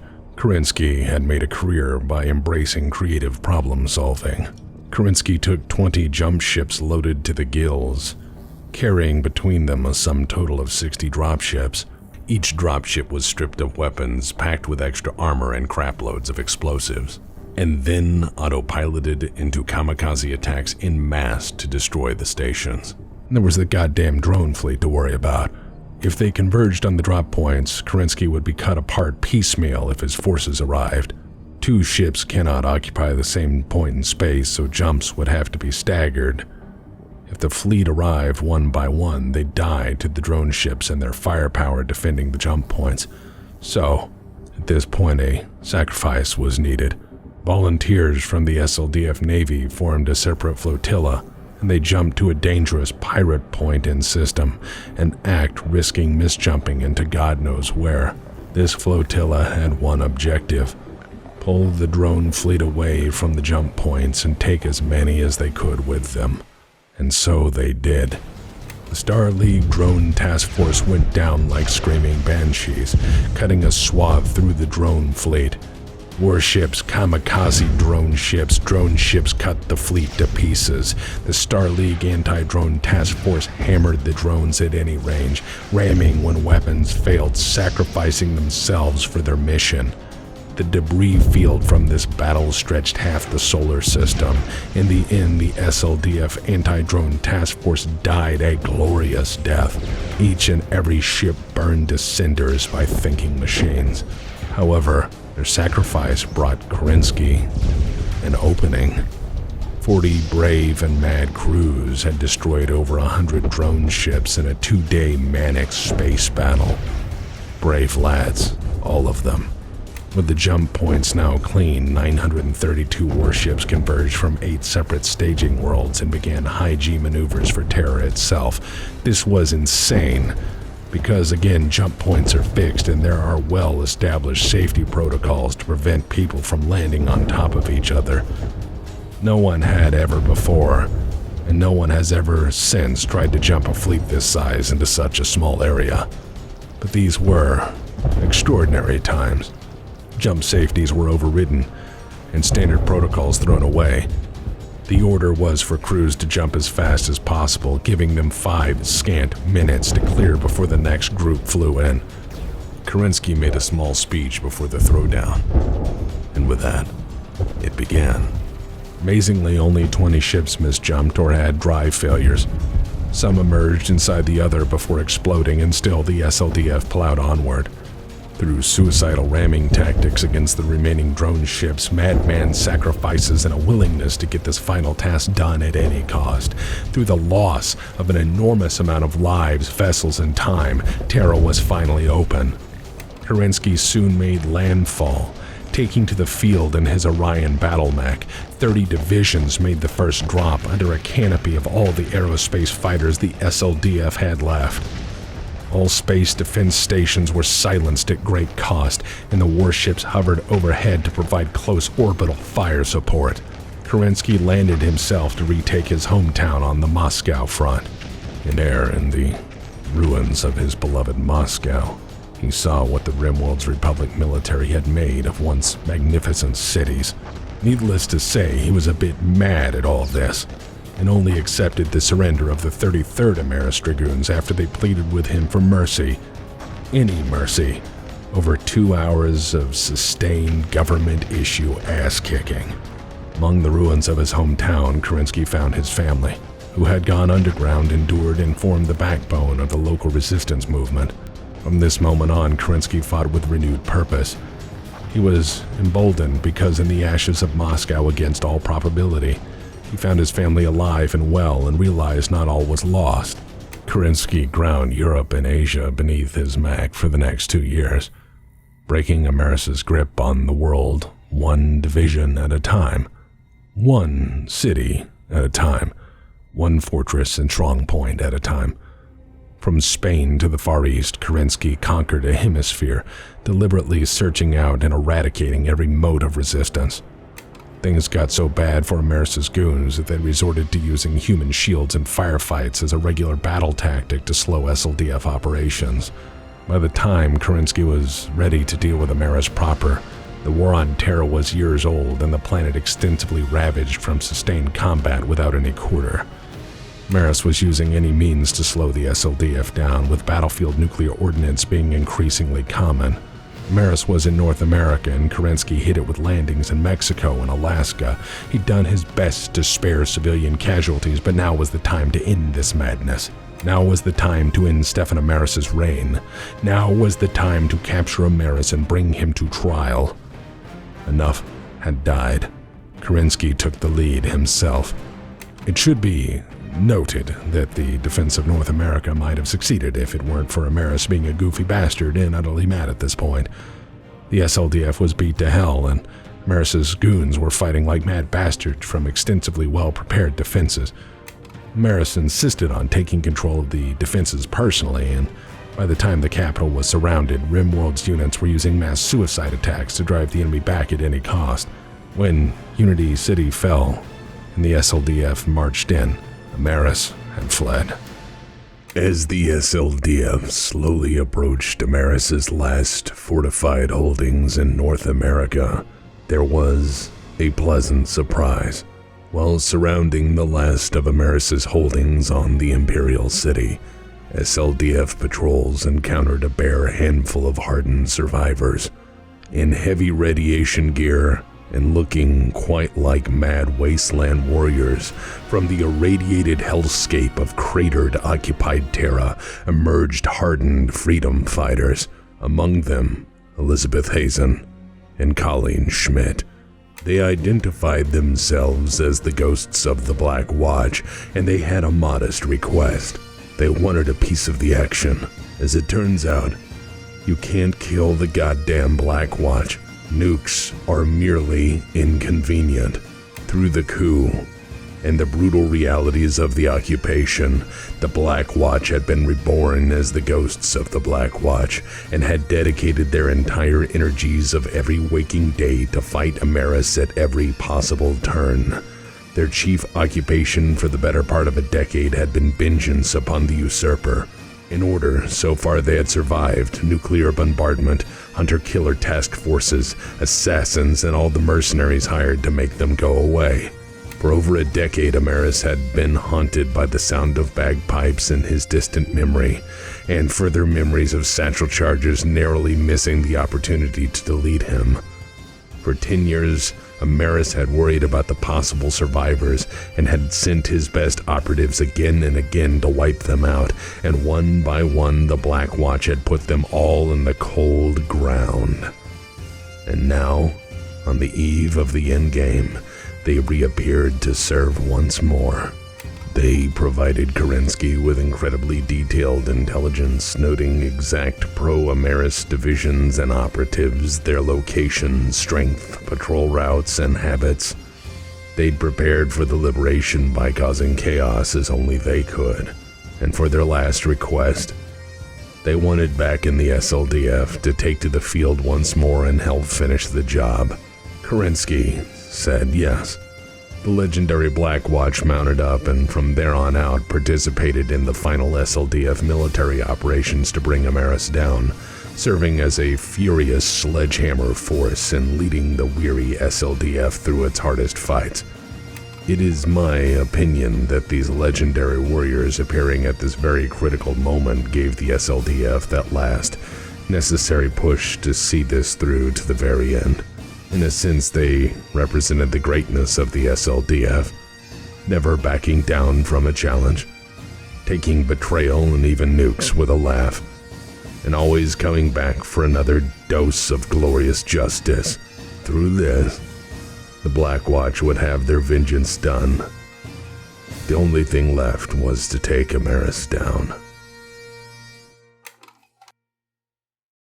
Amaris had fled to his imperial palace deep in the secluded Canadian wilderness, guarded by a final garrison. The final operation was Kerensky, his right-hand man, General Aaron de Chevalier, and members of the 26th and 328th Royal Battle Mech Divisions. The last major battle of Amaris' Civil War ended with Kerensky kicking in the front door of Amaris' palace with his Orion battle mech and demanding Amaris' surrender. And Amaris did. And with that, the war came to an end. Once Amaris had ordered his men to stand down, there were only a few thousand left. Earth was a near ruin, much of its population homeless or starving. Kerensky had tried to spare civilian populations the worst of it, but Amaris had not. All in some way bore the marks of the conflict. After capture initially, Kerensky was keen to treat Amaris and his family with respect due as they were still royalty, and laws applied regarding their treatment. Kerensky was, if anything, up to this point observant of the laws and regulations of his oaths. Kerensky made certain Amaris had everything a deposed noble should. His family was kept in surviving luxury accommodation while forces gathered to debate what should happen. That was until people discovered how this had all started. It is of note that the SLDF had no idea what happened to the Camerons beyond rumor. They had assumed Cameron was kept as a captive, and that would be used as leverage if Amaris ever needed a quick way out. A bargaining chip perhaps kept in a gilded cage. But that was not to be. 2 weeks after Amaris' surrender, the Imperial throne room was unsealed for the first time since the coup, since the massacre of House Cameron, and within the SLDF found the rotting carcasses of the entire Cameron family. The tomb of House Cameron shocked the SLDF. It gutted them. Kerensky had to see it for himself. Kerensky stood in the throne room for 30 minutes, examined how this had all started, drinking in the details of the massacre and the awful desecration and how the bodies were merely sealed in and forgotten about. Kerensky thought about things for 30 minutes, and 30 minutes only. Before he flew out to Amaris' hotel, he had decided on what to finally do with Stefan Amaris. There was no trial. There were no words. Kerensky dragged Amaris, his family, his retainers and advisors out of their accommodations and put them against a wall. And on his order, he had them all shot. Terra was in ruins. Star League was gutted. The Hegemony, a series of cratered, scarred worlds with displaced populations. The SLDF were now all veteran soldiers without much in terms of guidance, cause, or even a home. Many of them had been wounded multiple times and found ways to continue on. Their victory now seemed, if anything, hollow misery. The fleet was a collection of scarred vessels held together by jury-rigged repairs, stolen parts, and ragged determination. Star League was now a distant idea, a memory that had sustained them up to this point through hell, through enormous loss time and again, and now nothing to show for it. The SLDF was down to at best a quarter of its pre-Civil War manpower, its fighting men and women shells of the people they had once been, used, abused, and wounded by the horrors of war. Many of them factually now had no homes, or even if they could return, they were so scarred and twisted by the conflict they'd never fit in. The war had made them ghosts. In the very end, Kerensky had 113 divisions left, many of them severely under strength, missing critical components. Most of them were patchwork divisions made of survivors, volunteers, mercenaries, and replacements. The once proud SLDF was a mob of soldiers reduced to understrength units barely maintaining cohesion as a fighting force. And soon enough, things would get far worse. The great houses, seeing opportunity, began to act. They would occupy the remaining hegemony worlds for their own good, and soon assembled to decide a new First Lord.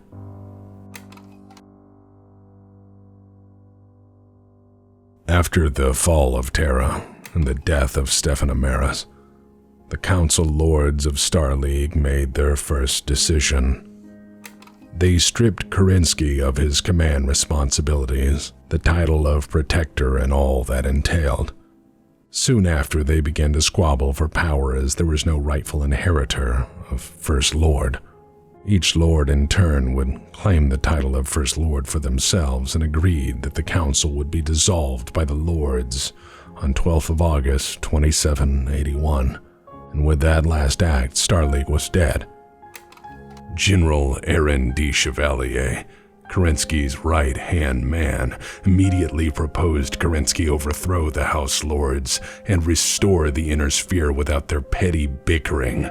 General de Chevalier told Kerensky the SLDF was with him and was prepared to strike, to overthrow the unworthy House Lords and solve the succession crisis with the might of the SLDF, to bring an end to all of this madness once and for all, to lead them into a golden age, with worthy leadership steering humanity toward a bright and noble future.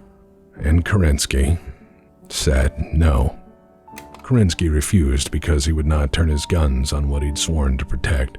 In fact, Kerensky spent the next few years trying his hardest to reconvene the Great Lords, traveling extensively, trying to get refuge for the displaced millions, trying to desperately to rebuild the hegemony, trying to desperately restart Starleague, its bureaucracy, its systems of governance.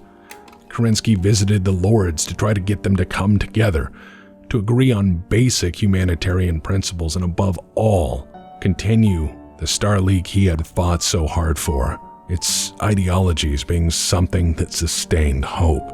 And one by one, the great lords of the Inner Sphere told him to fuck off. All of this didn't faze former General Kerensky. He was now an old man who'd fought his whole life for something that they'd just signed away. He fought on, still for what he believed as what he saw as his duty to never give up. But soon, he became alarmed in discovering that the great houses were each preparing for war, to absorb the hegemony in totality, to split it up like spoils and then duke it out amongst themselves for supremacy. In doing so, they were intending to poach the remaining Starleague Defense Force to bolster their now rapidly growing house armies. And that was the final straw for Kerensky. It was too much. When a few war-weary units began to defect to the growing house militaries, and with the portent of war growing daily, Kerensky made a plan. He was going to pick up and leave. Kerensky brought his idea to the sole surviving Starleague bureaucrat. Jerome Blake was the head of SL Comnet and desperately trying to fix the damaged HPG network. He was so respected for his impartial reputation and integrity that in 2780, he was offered the position of Minister of Communications of Starleague, a nation that now didn't exist. He was the last vestige of the old regime, the last bureaucrat, the last Starleague official. And it was something he really didn't even notice because he was trying to reinstate the first circuit of the HPG network at the time. His nomination was one of the last few things the Great Lords ever agreed on, other than stripping Kerensky of all power and going back to arguing over who was now First Lord. When Kerensky confessed his intentions, Blake was furious, but agreed to prevent anybody from ever finding out until Kerensky was gone, on a few conditions that Kerensky agreed to. With secrecy assured, Kerensky assembled the remnants of the SLDF and addressed its officers in a warehouse, despite having been formally removed from his rank by the Lords of Starleague. He told them that his intentions were to take the Starleague Defense Force, its stockpiles of weapons and technology, and leave the Inner Sphere forever. He said that the spirit of the Starleague was alive in all of those who had suffered with him, and that they could leave the coming storm to take the weapons and technology away from the people intent on destroying everything. He discussed even perhaps to return someday, to restore order and sanity, and perhaps hope. The majority of the assembled SLDF agreed to this plan with a standing ovation. A small percentage wanted to stay, thinking abandoning Terra and the hegemony was a betrayal of ideals. Kerensky created a poll and asked every member of the SLDF their choice, stay or go. Almost 80% sided with Kerensky, and unlike Amaris, this vote was legitimate, and so they planned to run. Run far away off the edge of the known map, to the deep periphery and beyond. To make this happen, the SLDF more or less stole everything they could. They looted and tore down supply yards across the hegemony regardless of what flag flew over them. Hasty repairs were conducted round the clock in the few reactivated SLDF fleet yards which had survived the war. Military bases were completely stripped. All remaining funds were used to buy supplies on any market. They would not be coming back this lifetime. On 8th of July, the SLDF issued a single word through the HPG network: Exodus. And at that moment, across 50 star systems, the SLDF mobilized one last time and jumped for a brave new future beyond the reaches of the inner sphere. Their descendants would later return nearly 265 years later, but that's a story for another time. With them went the last vestiges of Star League. Some of the bravest men and women of the inner sphere. Some of the bravest men and women the inner sphere would ever know took part in one last heroic act to save what they believed in by taking their skill set and weapons out of the hands of those who'd used them senselessly. Soon enough, the inner sphere would descend into total war over the notion of succession over the position of First Lord. The succession wars would rage for 200 years without decisive outcome.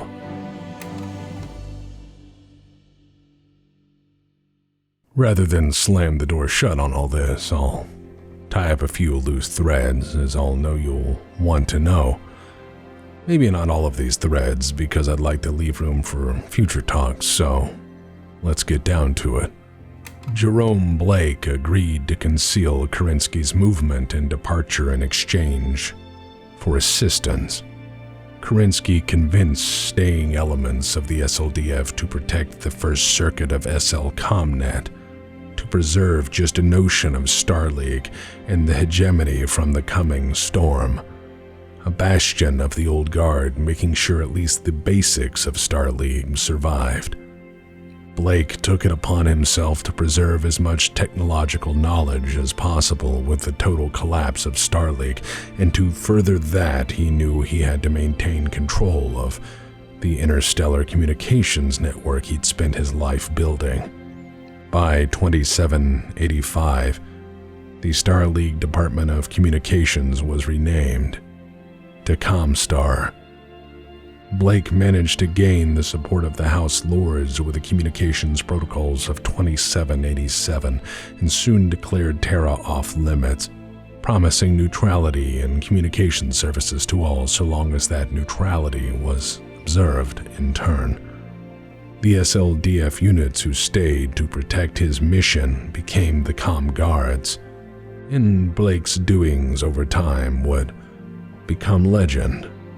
After Amaris' death, Kerensky didn't simply want to dump Amaris' body, for he feared supporters of the madman might be convinced that he never died and was waiting to return. He also didn't want him buried, so as to prevent the gravesite from being a shrine to the fucker. So Kerensky dropped Amaris' fat corpse off at the New Samarkand Medical School to be publicly part of their display and studies for generations, so medical students could see what a fat idiot looked like. That is until the secession wars caused such a loss of technology that the stasis system stopped working, and they just dumped his body somewhere. For all we know, Amaris' corpse is in a dumpster behind Golden Corral. The sole surviving piece of the glorious Black Watch, a battle-scarred, irradiated mech hand actuator, was recovered and displayed by the mercenary unit, the Northwind Highlanders, who would preserve and venerate it for generations to come. They would tell the story of the Black Watch, of their bravery and madness and glory. They would keep the traditions of kilts, whiskey, and murder alive for centuries on. When the Inner Sphere needed a new Black Watch, the Northwind Highlanders formed one, remembering the lessons of the old and upholding them as best they were able. The 3rd Star League Regimental Combat Team decided to stay in the Inner Sphere. They loved the Rosselhog district more than the Unknown. When Kerensky left, they lowered the Star League flag and put it away. They also lowered their regimental flag, the Eridani Light Horse, to half-mast in solemn observation. Ever since, at every headquarters they have ever had, they have kept a bare flagpole for the return of Star League. They served honorably as elite mercenaries for generations afterward. They would also eventually form the point of the spear in conquering Huntress and driving Clan Smoke Jaguar to extinction in Operation Bulldog. The 81st Star League Mechanized Infantry Division became the infamous 4th Tau Ceti Rangers, surviving as celebrated mercenaries for centuries, applying their hard-won combat skills for coin and cleavage. The 151st Royal Battle Mech Regiment stayed to form the backbone of the Comm Guards and would give them discipline, training, and the military credence to protect the Order until they were needed centuries later. The Black Watch commander Hani Schmidt's daughter, Colleen Schmidt, survived the war after fighting Amaris as a resistance fighter from her base in the Cascade Mountains. She later joined Kerensky in the Exodus. In time, she would eventually become the first Khan of Clan Blood Spirit and found the Schmidt Blood Heritage, spawning several future Khans and living on today as an honored blood name in clan society. Major Elizabeth Hazen of Blackwatch fame survived the coup, the nukes, the occupation, and fought Amaris until he died as a guerrilla fighter throughout the long occupation of Terra. She earned with distinction the Star League Medal of Honor. She was, in fact, the very last person ever awarded that medal before Star League collapsed. Rather than stay in the military, she tendered her resignation and recuperated in a remote monastery. She also took up falconry as a hobby. When Kerensky committed to the Exodus, she enlisted and rejoined the SLDF. In Exodus, she would become one of the 4 founders of Clan Jade Falcon. Major Philip Drummond, a member of Amaris's own 832nd Amaris Dragoons, had defected to Kerensky during the Rimworld's Republic campaign, rather than serve the usurper any longer. He joined the SLDF, keeping his commission, and joined the general in the Exodus. In time, he would become the first Khan of Clan Novacat, and of note, the only Khan who was at one point Amaris's man. Franklin Osis, a tank commander in the SLDF 238th Armored Division, would join the Exodus to become a farmer. Completely tired of conflict, circumstances would change him drastically, and after a span of time, he became first Khan of Clan Smoke Jaguar. And some I know will ask, so let's get to it. What about the Periphery? Well, for a time it turned into a total shithole. You see, the Periphery was utterly smashed by its own reckless campaign of hippity-hoppity, get-off-my-property, I have nuclear weapons style of warfighting. And then it emboldened terrorist groups to fight the SLDF, terrorist groups they funded and equipped, terrorist groups that then refused to listen to the government once the SLDF left. After all, those people felt like they were entitled to a piece of the action. Also, while the SLDF had conquered them in an age of reunification, it had also rebuilt them.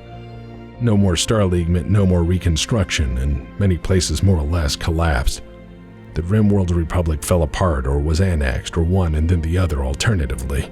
New powers in time rose, but never to the extent of the old Periphery's strength. And for a time, the SLDF itself faded into legend, falling into the memory of distant past.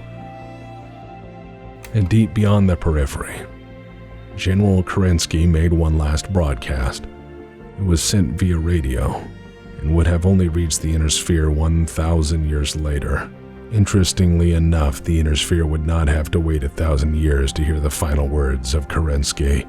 It was intercepted by Task Force Serpent on their way to destroy Clan Smoke Jaguar. It was not a bitter message after all he'd been through, but Kerensky's last words toward the Inner Sphere were a message of hope. To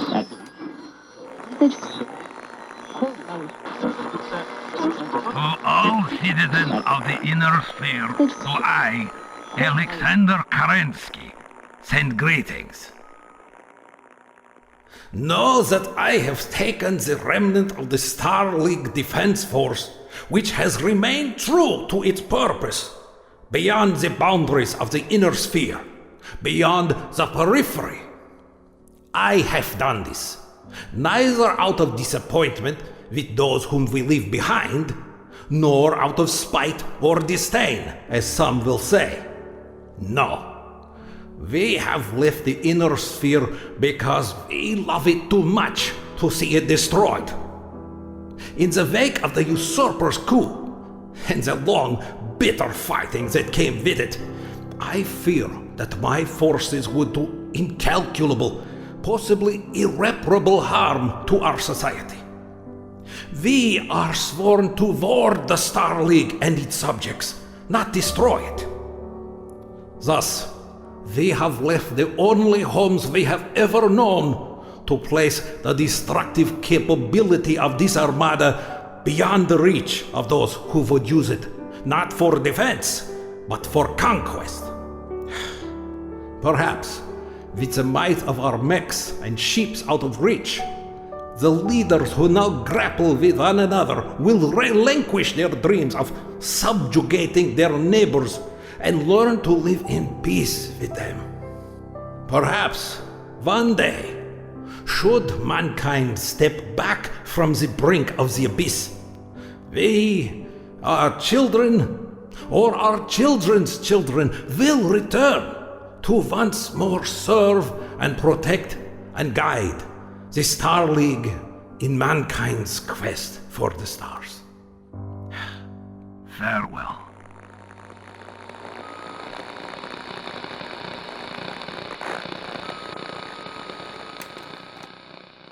And on that note, I think I'll wrap this up. So again, thank you for tuning in. I know there's a lot more I could have easily covered, from the fate of the Dreadnought to the history of the Rimworld's Republic to what became of Kerensky and his family. I could have talked about the McKenna's pride, but I may cover all those things in the future, so for now, let's part ways. I just want to say thank you for your support. Keep in mind this channel is entirely supported by viewers like you who have opted to give a shit. I appreciate your time and good thoughts and encouragement. They sustained me in some very dark times, and you guys have carried me when I had no hope or want to keep doing what I do, and I thank you for it deeply. This last year has been perhaps the hardest of my life, and you guys have all been pretty fucking phenomenal, so thank you. And well, on a more positive note, things aren't so bad for us Mech fans. We're probably gonna get a lot more people interested in this wonderful setting thanks to Mechwarrior 5 coming out, and well, fuck. Well, refund o'clock it is. Well, at least some people's hearts are in the right place, right? So look, please hear me and try not to be total grognards toward these new folks. You're gonna see a lot of newbies, and they're gonna annoy the hell out of us at first, but I'm begging you guys, I'm begging you to accept these people with open arms, and to teach them our ways, to hate clanners for being smug assholes, and to trust Capellans and laugh at Kurita and love trash cans. Teach them the story of Kerensky and Tukiat. Teach them the joys and sorrows of this great setting. And lastly, why you should always pay your bills, fucko. Be good Mech Warriors, and teach a new generation the joy of what we have. I think we'll be able to make the world a little bit better if we try. Or just wreck them on tabletop and say, welcome aboard, fucko. Anyways. Attention, Freebirth scum. I am the Khan of Smoke Jaguar. You have made a mockery of our ways through the use of your weapon known as humor for far too long. Genetically engineered losers who don't understand good jokes say what? What? Well, while he's thinking about that, class dismissed. Those mercs we hired ought to tie him up. All right, boys and girls, to the dropship. You cannot flee my wrath. I will leave you. And he's leaving. This is ridiculous. He promised he would stay this time. Sayonara, you motherfuckers!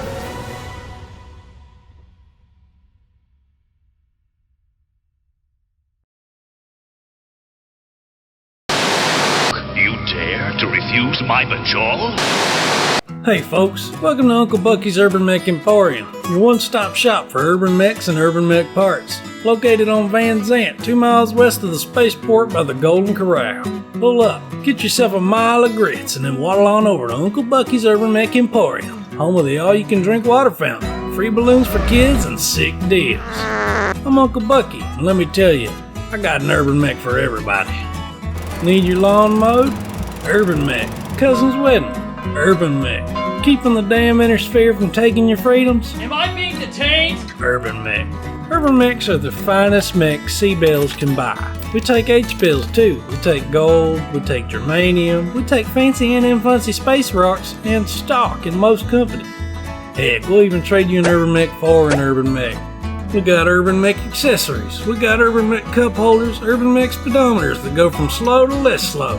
We got Urban Mech massaging footrests, rear view mirrors, and even them fuzzy dangly dice. Heck, we got bitchin' paint jobs with flames, sick ass metal wizards fighting dragons and shit. We got stars and bars, we got no step on snack flags. Heck, we got all sorts of decals, paint jobs, stickers, and whatnot. Customize the heck out of your Urban Mech at minimal cost. We got fast Urban Mechs, slow Urban Mechs with autocannons, Urban Mechs without autocannons, one that's like 47 machine guns or something. We got one with jump jets, we got one that only has one jump jet that spins a little. We got an Urban Mech with and without bees. We got Urban Mechs with spiky bits, sharp bits, angry bits, heck, we even got one with a nuke. Hey, check out this sick-ass nuke!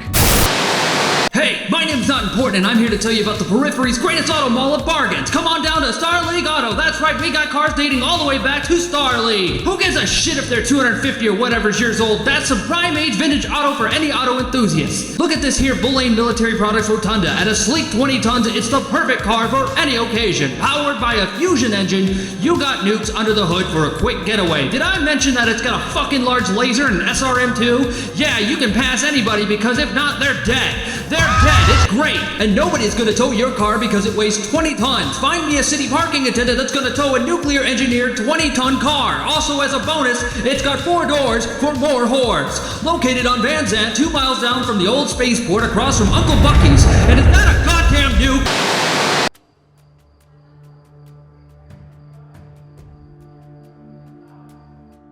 Sir, we have no idea where that came from. Needless to say, the situation is critical. Give it to me straight. Can we spin up enough forces to provide the necessary defense? Hallo, Entschuldigung, ist das der primäre Kontrollbunker für die planetäre Verteidigung?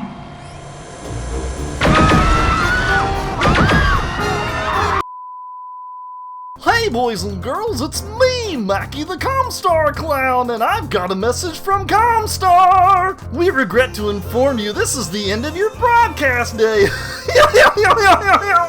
Do not resist, resistance is expensive. Pay your bills, fucko! I wanted to tell you our new You Have No Choice, because there's literally no alternative service plans. Firstly, we want you to know you have no choice in service providers, so we thank you for choosing us. Wow! And with our secure protocols, nothing is secret, boys and girls. By that I mean we read everything. You're welcome. Now, keep in mind, if you thought about ever complaining, remember, we literally own the money and regulate all the mercenaries and the banks within 150 light years of this broadcast. Good luck, buddy! You might be saying we're a shadowy cabal or a techno-religion, and that's really none of your goddamn business! Can't pay your bill? No problem. We're also the bank, so we'll just garnish your wages or kill you and acquire your estate. No need to worry. Our meticulous record keeping will ensure that any lingering debt you have will be passed on to your children in perpetuity. Thinking about destroying or damaging our property? Well, go ahead, bucko, and you'll find out what 50 cal feels like on your skin. You may ask yourself, how do I know my message will get to its destination? And we're here to tell you, shut the fuck up and cough up the money! Comstar's the trusted name and sole provider for the major houses, Silly Kerensky and his SLDF, the Rebel Republics and that fat con guy, and all the major mercenary outfits. They literally have no other choice! But don't take my word for it! Security isn't a concern because you're giving your data to the people doing the spying. By reading this piece of paper, you are consenting to monitoring. Oh man, they got me again. They told me if I read this and said they were not a cult or something, I'd get briefcases of big faces. I love Comstar. They never threatened my family exactly 6 times last year. It only took 6 years for my message to arrive, and when I complained, they only broke my feet. I think that's fair because I got a partial refund. It was a coupon for, like, 2 corn dogs. I saw some white ships while I was out. They told me they knew I was up to something and they put me in space jail. Comstar! When you think we're watching, we are!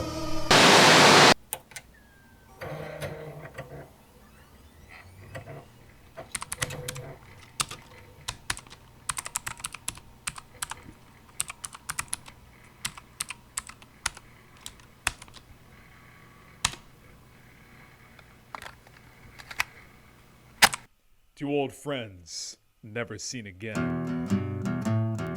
1, 2, 3, 4.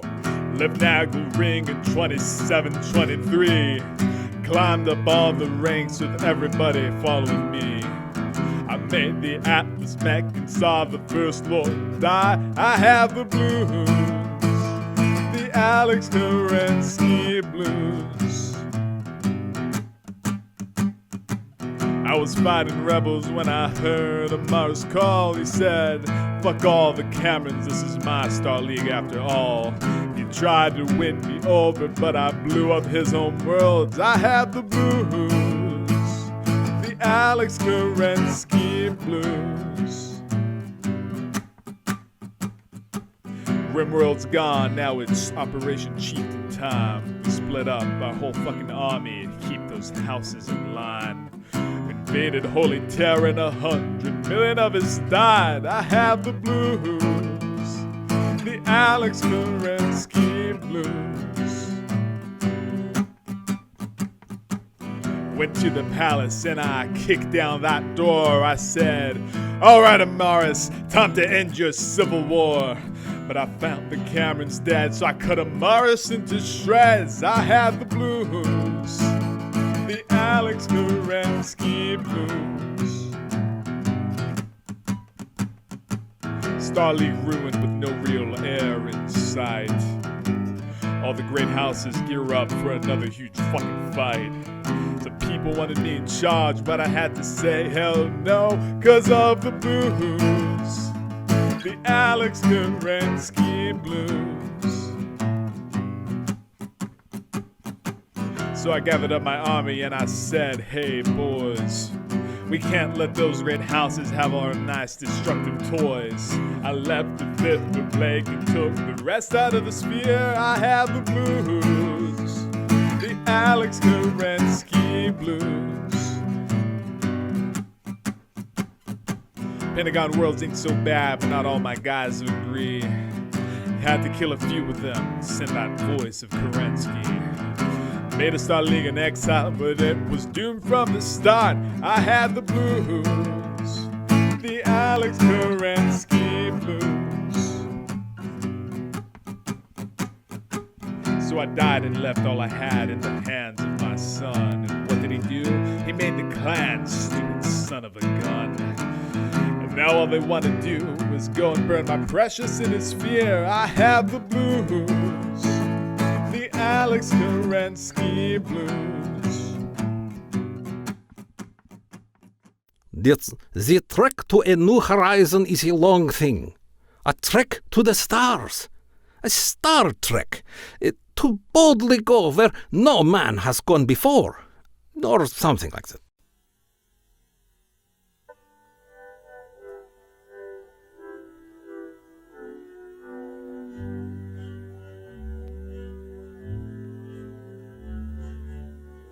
These are the fucking credits.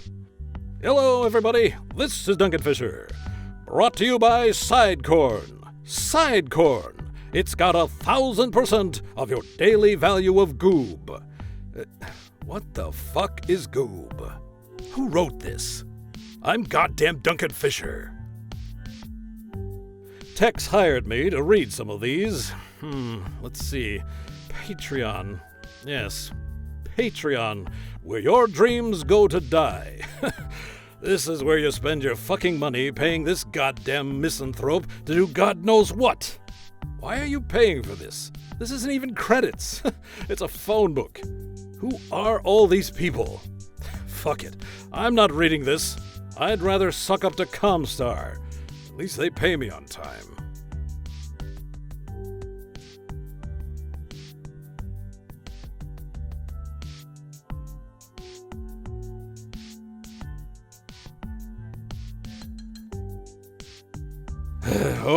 Okay, fine. I'm back. Contracts be damned. Okay, I'll read this, but I won't be happy. Black Pants Legion, good.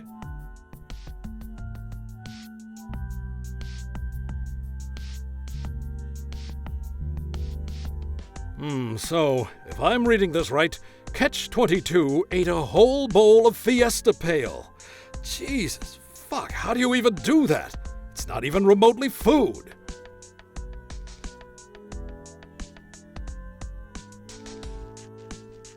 Ladies and gentlemen, I'm just saying this for the record. I'm not wearing pants, black or otherwise. No, this mech announcer flies free. God bless Solaris, and God bless mech pilots everywhere.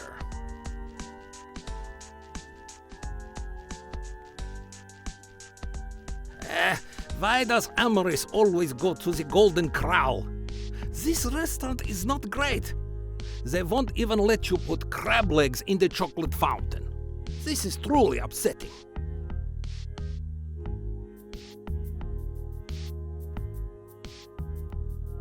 Hi, everybody. I'm George Ledoux, and I love all of you very much. At least that's what this script says. From Neverwinter Nights to Freedom Force to Dying Light to Battletech, it has been my privilege and honor to voice your favorites, to act and to play a part in all of your fun over the years. If you need a voice, hit me up. Oh, and Tex thinks I'm not an asshole, if that means anything.